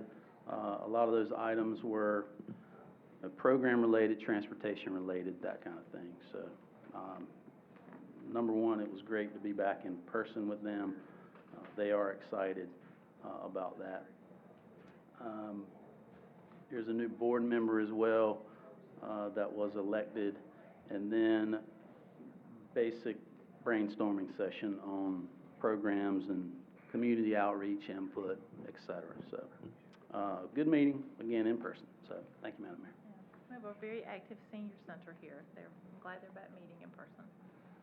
The Wendell Volunteer Fire Department Board of Directions and the Wake County Fire Commission, you can roll them into one. You're back to back.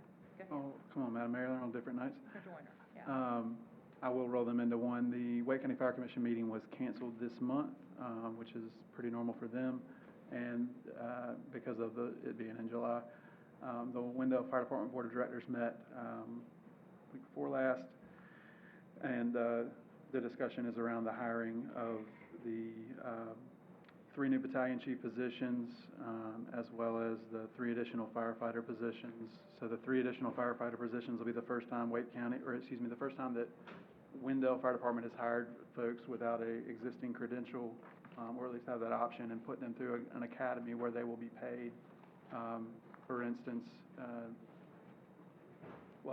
historically, you either had to come credentialed or you had to be willing to work without pay while you went through the academy. The county has a program that's corrected that, and is allowing us to act on that opportunity. The other exciting part about this for the fire department staff is that with the addition of 3 positions of battalion chief, there'll be promotions throughout the ranks as folks move up and interview for new captain spots, which will need to be replaced, as well as lieutenant spots and firefighter positions. That is about it for the fire departments, Madam Mayor. That's great, career path. That's good. All right, Commissioners' comments. We'll stay with you, Commissioner Joyner. Thank you, Madam Mayor. There's a lot of good things going on in Wendell. Just last Friday, we had the first meet on Main that didn't get rained on, which was a huge success in and of itself, but seeing what the group has put together is awesome. It's very cool to see folks from all over town come hang out in downtown. Would certainly encourage you to do that. The other piece is to pay attention to all of our citizen boards. I've talked to a couple different citizen board members who have highlighted the work that they're doing currently and some exciting stuff that's coming up for us as a community. So certainly stay tuned to that. And I believe that is it, Madam Mayor. Okay. Commissioner Lutz? Thank you, Madam Mayor. Just a couple things. I hate that I missed Meet on Main last week. I was out of town, so I guess my absence brought on the good weather. So thank you, and you're welcome. And also, good congratulations to all of our rec teams. We represented well in districts with boys and girls and all age groups. And best of luck to our boys. I know we're heading to Boone tomorrow probably or Thursday for representing. So hopefully they can bring home a state title. I think we had a good run there for a while, and it's time to get some back here in Wendell. So best of luck to them. And that's all. Commissioner Eatman? I don't have any additional comments tonight, Mayor. Okay. Commissioner Tornaski? Commissioner Deloach? Thank you, Madam Mayor. I'll make it quick. I received Wendell Historical Society reverse raffle tickets earlier, so never too early to discuss that. Friday, September 9th this year. So limited number that are being sold. Obviously, the money supports our phenomenal Wendell Museum. So look for those and support that if you're able to. I will say that in addition to Meet on Main, I was able to attend the Mayor's Association. That was at 5 County Stadium. Took in a Mudcats game. Was able to spend some time with local leadership. Roseville was there, Knightdale, as well as Zebulon. There were quite a few others, but it was nice to be able to have conversations about things that are going on in eastern Wake County. And again, nice to be meeting folks and seeing folks and spending time fellowshipping together in person. And then I will mention, Mr. Williams mentioned tonight about the All-Star team, so we'd appreciate your support on that. And I do want to apologize for missing the last meeting. You saw that Commissioner Joyner and myself were out. Our team did not fare as well. We did not make it out of the district tournament, but the way I left it with my guys is that we were remaining longer in the tournament than both Zebulon and Knightdale. So I don't know what that means. Perhaps we're the Eastern Wake champs, but nonetheless. So thank you, Commissioner Joyner, for helping out. Tim Avery was a big help as well. So thank you to those guys, and thank you, Commissioner Lutz, you and Mr. Pulaski also represented with the girls. So thank you for that, for your time, your talent, and your effort. So that's all. Okay. Real quickly, I wanted to thank the Wake County Parks and Recreation Open Space for coming to Wendell a week or so ago to get input from our citizens about the nature preserves that are growing around Wake County, one which will be close to us. And it's wonderful to see everything that's been planned around Wake County, particularly in our area, and I appreciate everything that they have done in recent years for eastern Wake County and all. We're almost surrounded by them here in Wendell, and we've been very fortunate in that. I think most recently Sandy Pines. So that's very nice. It's special. If you haven't been out there, you should check them out because they're really great. I went to Meet on Main Friday night and sold T-shirts, and it was really hot out there. But it was a lot of fun, and so thank you to everyone who came. It was nice to see the group that has developed in this is really has a lot of pieces from a lot of places around town and in our downtown. So it's a wonderful way to showcase our downtown, but it involves lots of different people, and makes me very happy to see our downtown businesses taking ownership in their own event and their own success, because that's what that's going to create. So that's very exciting to see. There were a lot of people there. And yes, I missed the baseball game because of it, but I had a previous commitment when that invitation came. So, but I see them some, so I'm glad you had fun with that. Let's see what else. That group, the Meet on Main group, they really work very hard for y'all. So if you see any of them around, you should thank them. And also, I echo good luck to all of our all-stars at states. We're pulling for you, and you've already made us proud, so it can only go up from there. So, best of luck. Do we have a motion to adjourn? So moved. We're adjourned. Was it hailing a while ago? Something was loud.